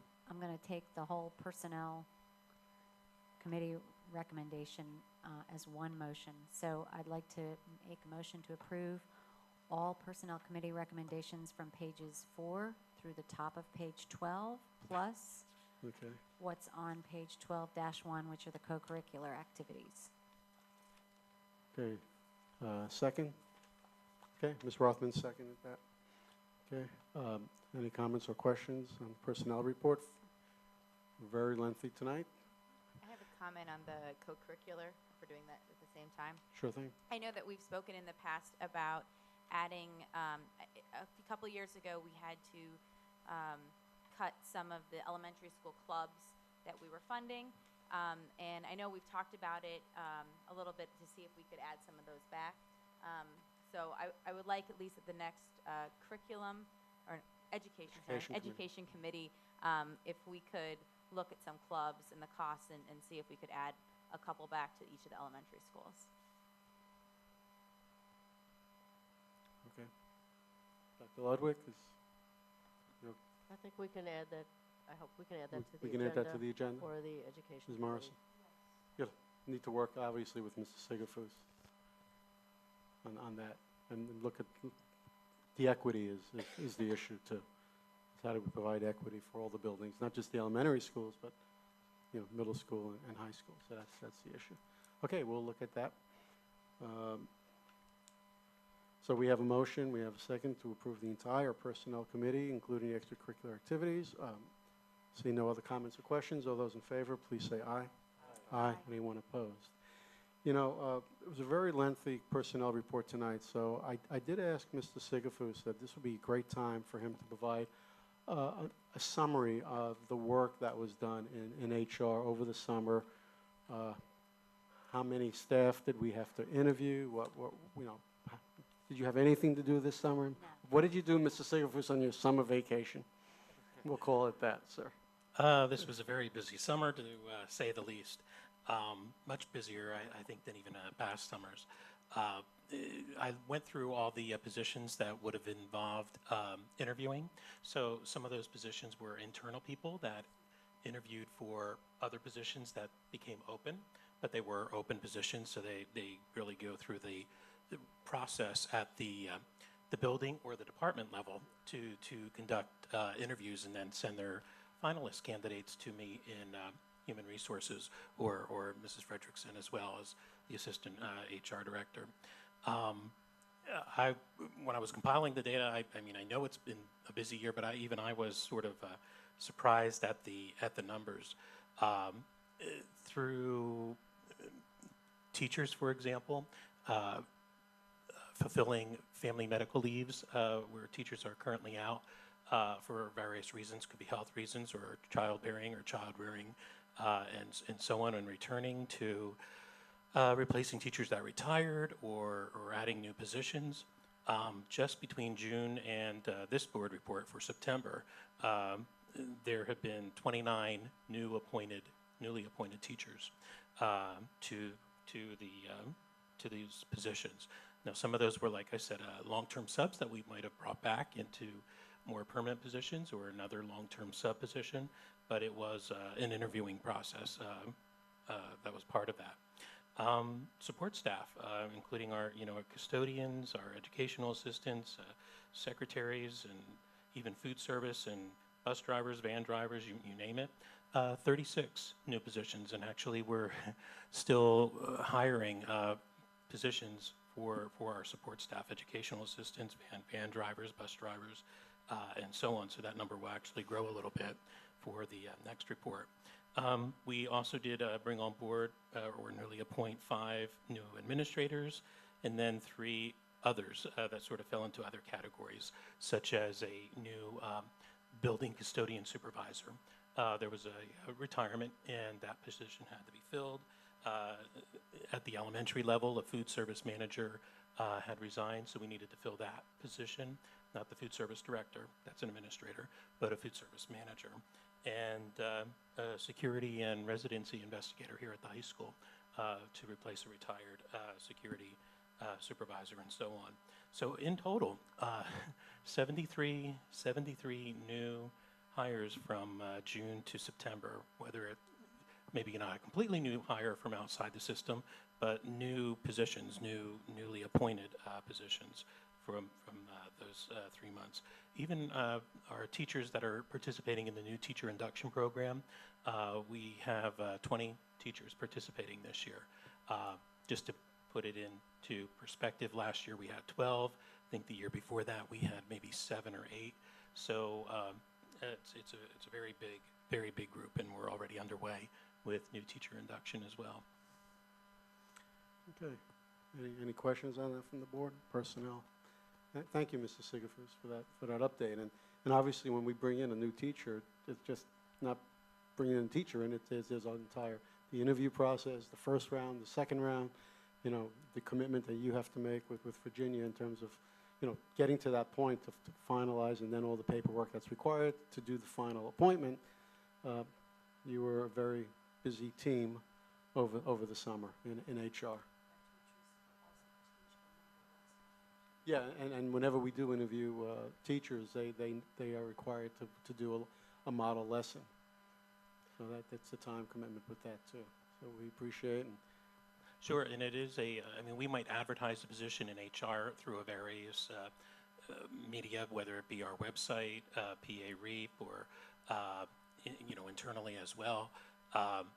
There were even some sites out there I learned from some of our applicants, because I asked, where did you learn about our position before bringing people on board? There are even services that teachers have subscribed to that sort of do that compilation and share with them openings that are going on in the various school districts. I forgot to mention too, I think the support staff, the large number, was partly contributed to our retirement incentive that we offered for the first time to our support staff members. So with the new contract that we have, where new support staff members that are coming on board, if they're non-grandfathered employees, we'll save significant money there because it's employee-only benefits and a reduced per hour cost for those new employees. So once the dust settles, I'll be able to go ahead and try to determine, what those kinds of savings might be, and the kind of, fiscal condition that we're in as a result of the retirement incentive. I think definitely it felt very successful, but I'll lock that down and try to come up with a financial figure too. Yeah. Thank you. And also in personnel, I'd be negligent if I didn't indicate that, in addition to Mr. Thompson, Mr. Ortiz, we also lost Miss Feather, Sarah Feather, who went to Upper Horsham, went to Upper Horsham. We wish her the very best too. Okay, anything else from anybody on the board on personnel? Okay, moving on to policy. Ms. Rothman, quite a bit here. We have a few things tonight. First, we'll start with the second reading and adoptions of 2 policies. This is policy number 1, name and classification, as well as policy 711, service animals in schools. These are contained in the separate packet, starting at page 12-5, going to 12-7. Okay, you're going to do each one separately, right? Okay. Is there a motion to approve item 1, second reading? You made the motion. Second? Second. I'm sorry. Okay. Your first and second. Any questions on those 2 policies? This is the second reading of those policies. Seeing none, all those in favor, please say aye. Aye. Anyone opposed? Okay. Number 2. All right, second are first readings of policies. This is 249 bullying, 121 field trips, and 252 suicide and self-harming behavior. And move for the approval of first reading of those policies. Okay. Second. Okay. Any comments or questions on the first reading of those 3 policies? If I just comment on 252, we did look at this before a couple of months ago because of state law changes, and we had passed that at the time. However, there was new model policy that came out, and so our solicitor's office looked at that and thought it was an improvement from what we had, and so that's why we're looking at 252 again. Okay. Mr. Cerrone, you have something? Yeah, quick question on Sure. 121, field trips. In the authority section, the first sentence looks incomplete. I'm just wondering what what the thrust of that sentence is intended to. What page are you on, Mark? 12. 1210? Sorry.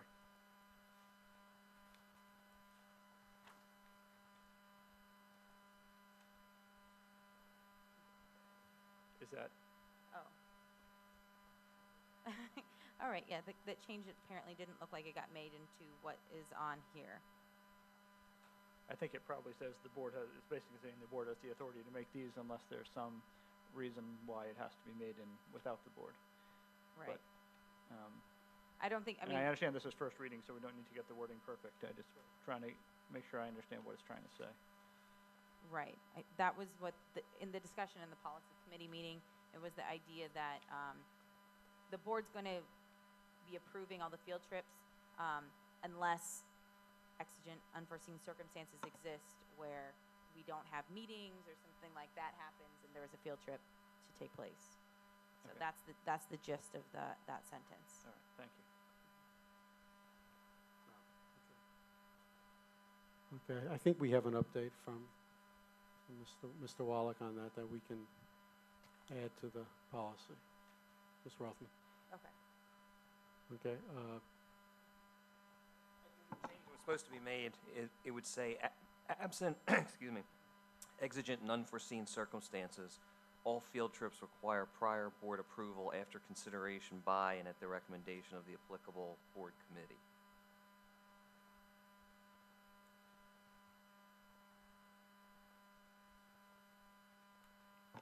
does that sound right, Ms. Rothman? Yes, that's what we discussed in the meeting. Okay. So with that change, I make the motion again for 121 and the other policies. Okay. Okay, and it was seconded.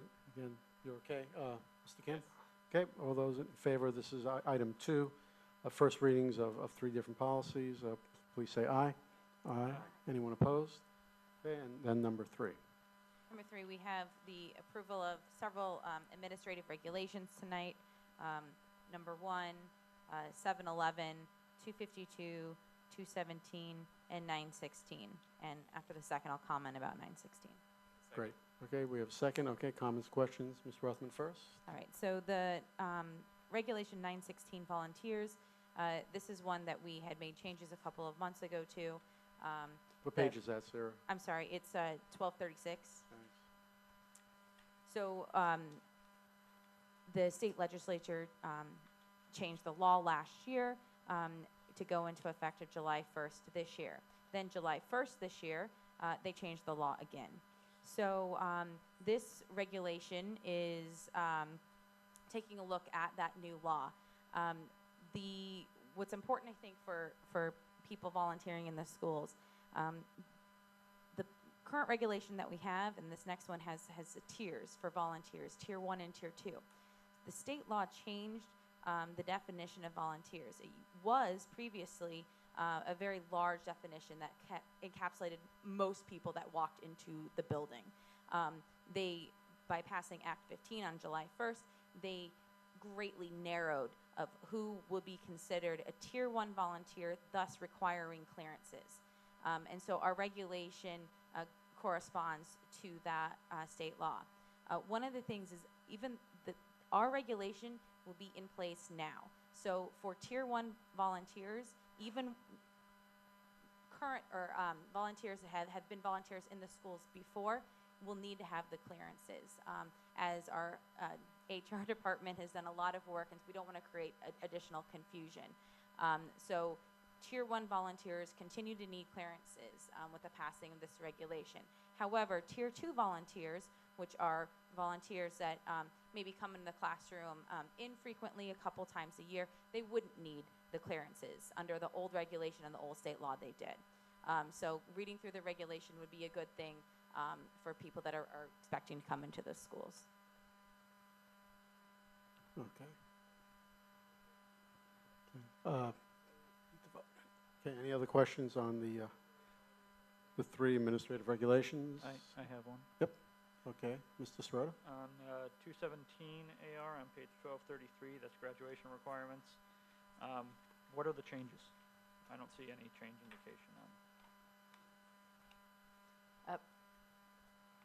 I'll give my my comment also, because it applies to the same one on page 1234. I think I made a comment when we talked about this before that the culminating project is changed, and this hasn't really reflected that change. 217. So at paragraph 2, so the part is to be eligible for graduation, the student must successfully complete a culminating project demonstrating the ability to apply, analyze, synthesize, and evaluate information and communicate significant knowledge and understanding. And that was the one that really applied when it was the social studies paper. And the culminating project we have changed, and this doesn't reflect it. Okay, so should we pull this one and get further, make those changes and bring it back to the policy committee? Yes, I think so. I think we should Okay. pull 217. Okay, so we'll not do 217 tonight. Any other comments or questions on this section? Okay. So we are approving item 3 in the policy, excluding D, which is the 217. Ms. Rothman made a motion, and it was seconded by Mr. Kim. Right. Okay, all those in favor, please say aye. Aye. Anyone opposed? Okay, anything else in policy? No. Okey-doke. Student Services Report. I need somebody else to do that tonight. Mr. Kim? You good to do that? Sure. The first one is a recommendation to approve service agreements, authorize approval for an independent contract with Therapy Source to provide related services to special education students at a cost not to exceed $25,000, and an LTS school psychologist to replace Brian Myers on maternity leave at a cost not to exceed $100,000 for the 2015-2016 school year. Okay, I think we can do all 3 under service agreements. Sure. An agreement between NHS Human Services of Montgomery County and the School District of Upper Dublin to provide prevention education and student assistance program services based on the PAYS survey for the 2015-2016 school year at no cost to the district. Lastly, authorize approval for an independent contract to provide psychological services from August to December 2015 in an amount not to exceed $42,000. This is to replace Donna Perrone, who is out on medical leave. Okay, we have a second. Okay. PAYS, what's the PAYS survey? Anyone? Nope.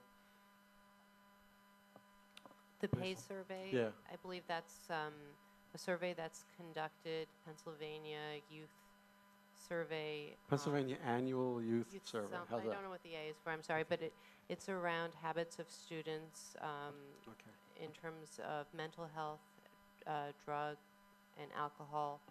And we do that on an annual or biannual basis. Annual. Okay. Okay, motion and a seconded to approve the service agreements in the agenda tonight. Seeing no other questions, all those in favor, this is item A, please say aye. Aye. Anyone opposed? Okay. Section B. Right. Second is to approve educational agreements. There are 2 of them. Authorize approval for reimbursement for the family or to the family of a special education student for an independent educational evaluation in the amount of $3,500 as agreed upon between the district and the parents. Secondly, is to authorize approval of an educational services agreement between the district and the parents of a special education student in the amount of $20,000 for the 2015-2016 school year and $20,000 for the 2016-2017 school year. A portion of the actual costs and expenses incurred by the family for educational and related services will be provided in a home program. This is in lieu of a free and appropriate public education. Okay, before we get a second, just 1613, the first one should be 1516 general fund rather than 1515. So just make that change. 1613, the educational agreement the budget will be coming out of 1516, not the 1515. Just a typo. Okay. Second. Okay, first we have a second on that. Any comments or questions? This is the educational agreements 1613 and 1614. Seeing none, all those in favor, please say aye. Aye. Aye. Anyone opposed? Okay, moving on. Anything else in pupil services tonight, team? We're good? Okay. Moving on to technology, Mr. I'll take it. Soretta? One motion tonight to approve contract with Integra One for virtual machine software upgrades or server upgrades in the amount of $17,774. And this is the server architecture for a variety, the majority, I think, of our internal services, and it comes out of the 15-16 general fund. Okay, one item in technology. Any comments or questions on this? Just one quick question for Mr. Vinogradov. So this is CoStarz eligible? Yeah. Even though it's currently September? Yes. Okay.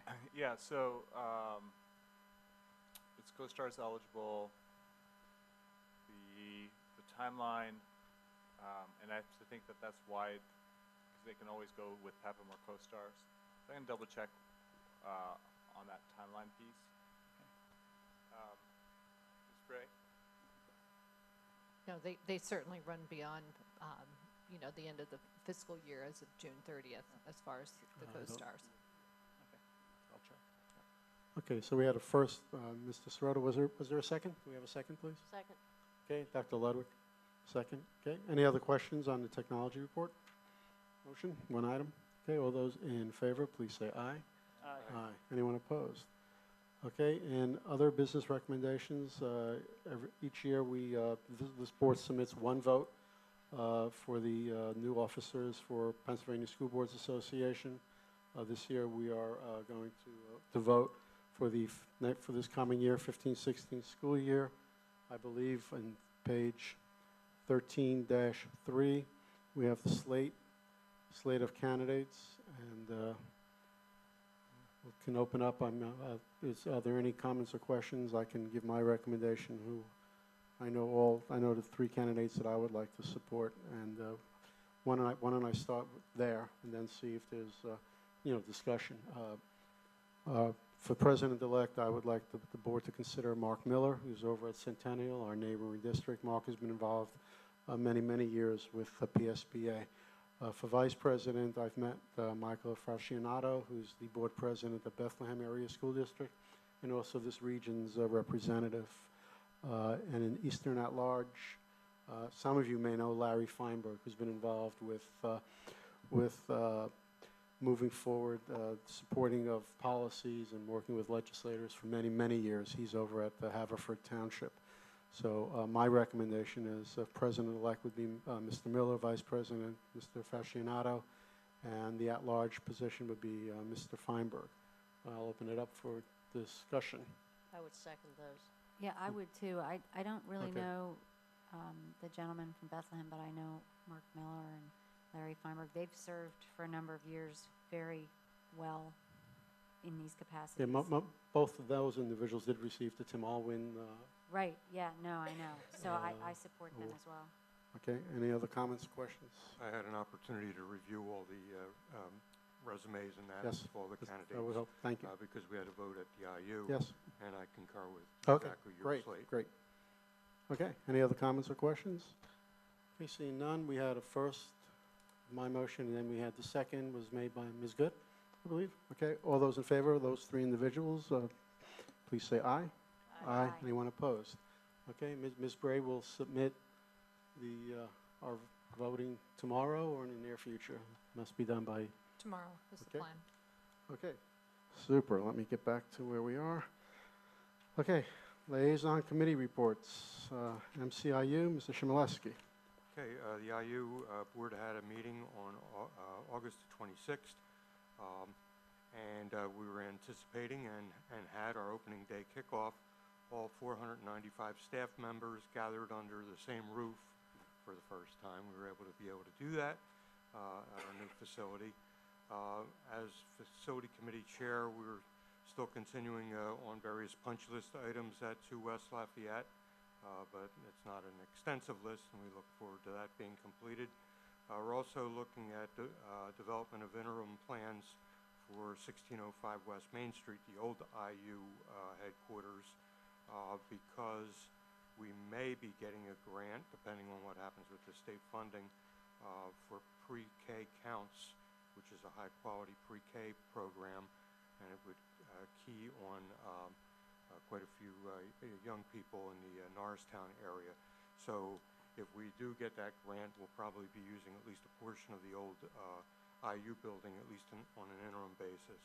And also, we're looking at the potential relocation of the Patan Center sometime in the future, because that building is completely inadequate for its needs. So we'll see what happens there. But our next meeting will be on September the 30th.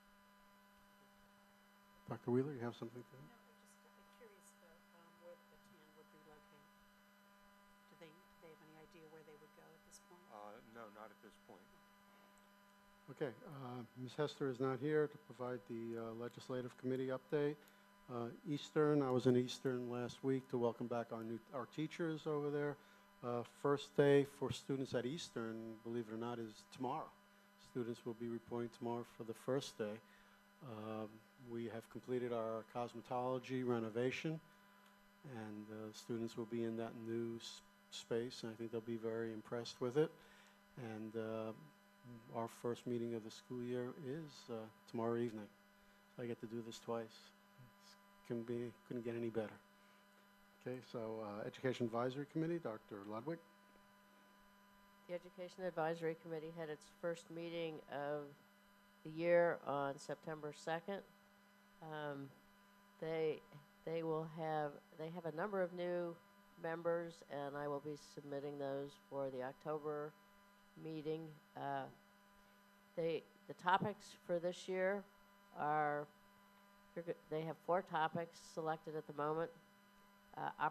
Opportunities for enrichment, identifying career paths and providing experience in those areas, a high school guidance survey, and a look at the possibility of ebooks and their pluses and minuses. Done. The next meeting is October 7th. Okay, thank you. PTA, PTOs, Mrs. Sirota? Yep. So we're just getting started.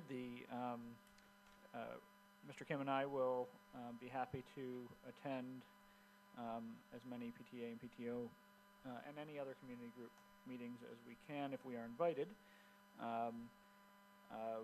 We hope to try to get to each PTA and PTO at least every other of their meetings this year, but the schedules are still to be worked out. Okay, thank you. Township, Mr. Chmielewski? No report this evening. Okay, Upper Dublin Education Foundation, Ms. Good. Just briefly, we meet later this month, but we are gearing up and getting out there into the community. You'll see some of us at back-to-school nights, and we will be sending out information and letting you know what's going on in the year. We're very excited about it, so stay tuned. Thank you. Is there a solicitor's report tonight, Mr. Waller? No report. Thank you, sir. We're up to second community input. Anybody would like to address the board, please step up to the podium. Name, part of the township you reside in, and 4 minutes. Jen Kuznets. Jen Kuznets for Washington.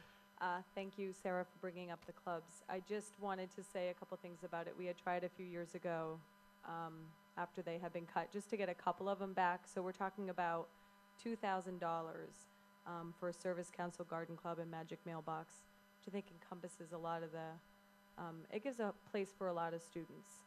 And I think with some of our PSSA writing scores, you know, Magic Mailbox is not such a bad idea, just saying. And, you know, I think tonight you passed about $84,000-ish of clubs. So it's not really, I don't think it's that much in the scheme of the budget. As far as the Thomas Fitz construction security vestibule thing, just a thought, sometimes when you try to stay within the footprint of a building, it ends up being more expensive. So is it even possible to build a vestibule outside of the original door, and then you don't have to move a million different things around and switch a bunch of things around? It might be more cost effective.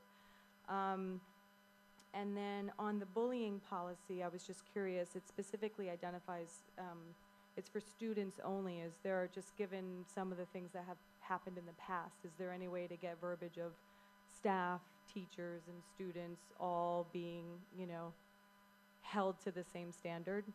And then with the equity of education, just as I was looking at some of these clubs, maybe some of the smaller committees could invite some of the high school clubs to participate in, you know, in some of those meetings. They might have some really good input, just, you know, walking in the shoes of the children in the high school.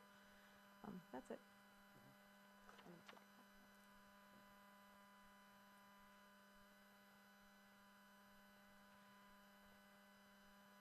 Jenny Vitella for Washington. The diversity training or the meetings or something, but it has come to my knowledge that at Fort Washington we are launching some cultural diversity or something program, and there is apparently a curriculum on it. So I'm assuming that is true, and that means there's something out there that is in paper or guidelines, and I was just curious, maybe that would make some people understand where we're going with that, if that's public, whatever that, I'm not sure if I'm describing it right. Some sort of curriculum in terms of diversity and culture, or, you know, being kind to your neighbor type of thing is out there, because we're starting to do it at Fort Washington apparently. So if it was out in public, it might answer a lot of questions so we know where we're going, that it isn't to build walls, but to build bridges, and maybe that would help understanding. Also, the wellness policy I keep hearing about, I am concerned if there's something out there, if it's brewing, if it's happening this year. You know, I want to be able to bring cupcakes to my kid's birthday, that's all. The dual enrollment, I just question about that. Is that because we don't offer that at Upper Dublin, so they have to go outside of these colleges to get it, or is it just because they're advanced past the courses we have and it's not cost effective to have a teacher teach that level? Just try to understand that. The health curriculum, the health education, I brought it up at some other point, and I think the answer was we don't really have a set curriculum by grade, and I think we really should, because I just got a little taste of it last year, and some of the things and some of the teachings in 4th grade I was a little shocked about. And I just think maybe it should be standard and set and public for parents, so that I can intervene and or discuss further with my child versus what he's just hearing in school. And I can give examples, but I don't have to. On page 3.1, the numbers, I think the dates might be wrong. The general fund revenues, you have 2015-16 budget, and then July 31st year-to-date for 15, and then we had the 2014-15 budget, and then July 31st, 15 year-to-date, and the numbers aren't the same, so that must be a bad date, I'm guessing. Right, okay.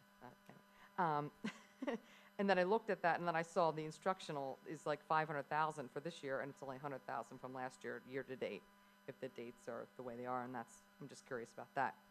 And also, if we talked about all these committee meetings that we can't make to all the time, these now 4 different committee meetings versus just having a work session. And we talked about minutes tonight, which was great, and we talked about videoing it last time, and so that means that they have to be in this room if they're going to get videotaped, or there's videotaping access in other rooms, I'm not sure, because I think one's scheduled for the barn next week. And where are the minutes posted? How timely are they? How detailed are they? I haven't seen much, and I'm curious about being able to read them since I can't make all those meetings. Thank you. Anyone else? Okay, we'll close community input. As we indicated tonight, we will look at the clubs in all of our buildings. My concern is $2,000 for one building means $2,000 for 4 buildings, $3,000 for another building. Sandy Run would want more because it's the middle school or something, and then maybe more money for the high school. So it's a matter of looking and seeing what can we do that's fair for all the buildings, and we'll look at that at the committee level. I think it's a great topic for discussion at the committee meetings. Can I ask one thing about that, or a comment? Does it make sense to invite PTO, PTA representatives from each of the elementary schools to come to that meeting and provide, I don't know whether it's requests or comments, so that we get input from the parents of each school, so that we can use that as part of our discussion. Mr. Sigovitz? While parent input is certainly welcome, technically, though, the administrators from the buildings do present, Okay. the clubs and activities, so I wouldn't want to leave them out of the equation. Okay. Should we do it that way, and then parents just can come and comment at the public comment? Mhm. Well, I think that's why we need to talk about it at the committee level, how you want to proceed. You may want to ask each principal to prioritize. If we were able to fund one additional club, what would it be? If we were funded two, what would it be? And we'd have to look at the total price tag, and then the committee would have to make a recommendation. Okay. Yeah, yes. Okay. Okay. Fitzwater Construction, I know when we looked at that, how we were going to do the security in that building, we looked at all options and found, I think, the best and the one that costs a lot, but it's the only option that was available. Ms. Bray? Yes, we looked at several different options, and one of the things we always have to remember as a school district, anytime we have a project that's over $25,000, we're into prevailing wage, which usually adds another 20% onto the cost. So, and I would turn it over to the engineer as far as adding on something outside the building, but that's not without another whole set of permits from the township, going outside the building envelope and such things. So we think we have the most effective and to do this and have it completed by next summer. Yeah, I'd also like to weigh in on that. You were mentioning, could we build outside the footprint of the school, and you'll love this one. I appreciate outside the box thinking, but in this particular case, what we have is the receptionist area at Thomas Fitzwater is probably about 50 or 60 feet inside the doorway. And right inside the doorway of the school, there's a very underutilized section of vestibule that is off to the side that could easily be cordoned off and be made the receptionist area. And in using that space, we're also picking up space that can be used for conference rooms and stuff like that. So we get a lot of utility out of this project, along with making it more secure. And we can do it all within, the same footprint. When you start going outside the footprint, now you've got to do it, all the permits and that, footers, roof, all this stuff, windows, walls, and it's going to be a lot more expensive than this. And we looked at a couple of different proposals, and this one seemed to make the most sense functionally and also dollar-wise. So I think we've got a good project there. Thank you, Mr. Chmielewski. Question on the bullying policy. Is there a similar policy for staff?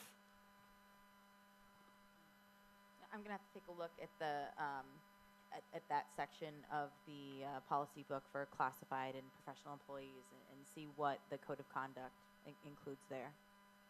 I think there is something. I don't know where it is. I think there's Yeah, something, but there is I something don't know remember. exactly what it is Yeah, without. we'll look into that.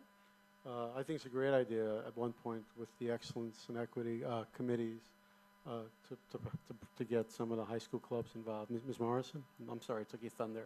No, I think it's a great idea, and I think we did certainly have high school students in mind, but I think we can totally broaden that, so I love that idea. Would you like me to discuss some of the other points, or are you going down Yes, the go, list in go, order? go ahead.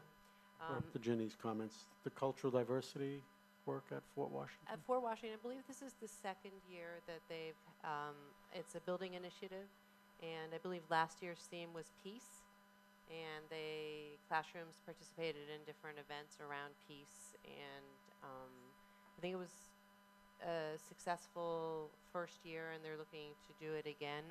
I'm not going to say it's specifically an outgrowth of the current excellence and equity work, but I really applaud Principal Hultquist and her team of teachers And I believe that there are parents involved as well, and I would love to hear more about it, or encourage you to talk to Principal Hultquist more about it.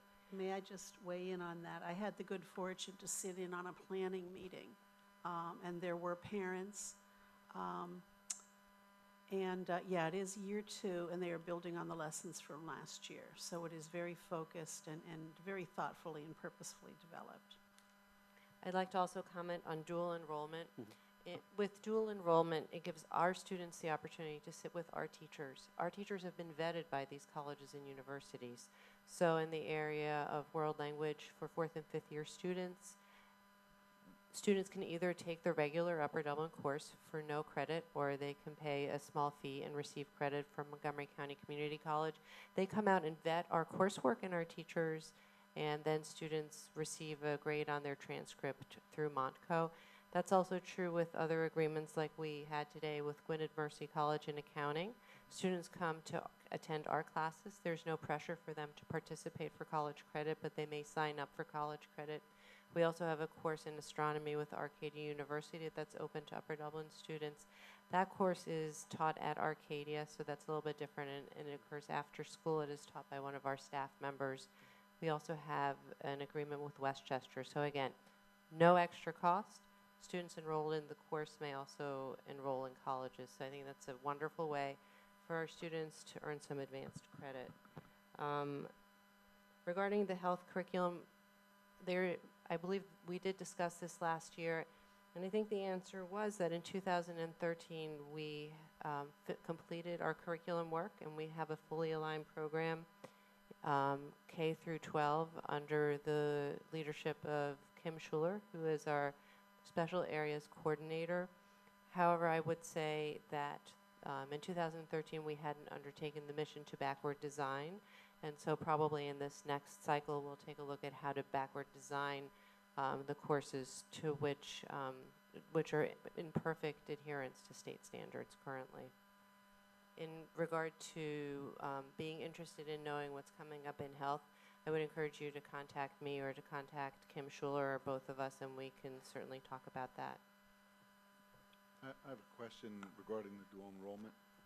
If a student gets a grade that they wouldn't want to enter college with, are they stuck with that being reported to that college, and in the future saying that they have 3 credits of, say, a C? I believe that when one applies to a college, it is up to the individual student what records are presented on behalf of the student. So the course grade for Upper Dublin work goes on the Upper Dublin transcript. The course grade, say for a Montco course, goes on the Montco transcript. It is the same grade, and I do believe that a student does not owe a college or university they're applying to the transcript from work done during high school. I'm not sure that's true or not. I recall somebody who had gone to a summer study at Penn State, and some of the courses were for non-credit, and some were for credit, and you would pay for that credit. And this person that I remember was a 10th grader taking a summer class and applied for credit and got a C in a writing course. And when she applied to school, I'm pretty sure she was required to reveal that. So I just can't, don't know. a school Maybe outside of Penn State. Like, it wasn't that she applied to Penn State and then because it was a Penn State You know what, course. I'm not sure about that. So I guess that would be a good question for our guidance department. Yeah, we can look into that, get back. Okay, the wellness policy, again, let Ms. Clegg return and we can see where we are and get an update on that. All of our committee meetings are broadcast, and now all of our committee meetings are held in the Cardinal Room. Usually we have just one side of the Cardinal Room. So if there's anything posted out there that still refers to the barn, we need to just make sure that we don't have any committee meetings that are occurring in the barn. You'll notice that our Facilities Committee meeting is September 17th our Finance Committee, Facilities is September 17th at 9 a.m., and then in the evening, we have our Finance Committee on September 17th at 6 p.m. Again, both meetings are in the Cardinal Room. And then our policy meeting, which is scheduled for September 28th, is in the Cardinal Room at 1:30. We've extended those meetings to 6 hours, 2 hours, 2 hours. And then the Education Committee occurs when our work sessions usually have occurred in the past, which is Monday, October 5th, at 6 p.m. again in the Cardinal Room. And our next legislative meeting, while I'm on this area, is Monday, October 12th at 7 p.m. in the Cardinal Room. Okay. Did I answer any other comments? Minutes for committees? The minutes. Yeah, and also when do we view the committee meetings? Do we have anything on the web yet that advertises when those meetings are broadcast? And I believe it's on the UDTV page, but I'll double check. okay, we'll double check where that is. Okay, and the minutes will be included on the website. I'll post the ones that were. The ones tonight for all committee meetings will be posted. You'll see how detailed we are in those committee meetings and what's discussed. I think it depends on the committee, how specific, how detailed those committee meeting minutes are going to be. Moving on to comments from board members. Any closing? One more, Ms. Evans? I just have one thing to say about the committee meeting locations. Mhm. I have been made aware that the ones during the day sometimes do conflict with some extra help classes and or other things, so just.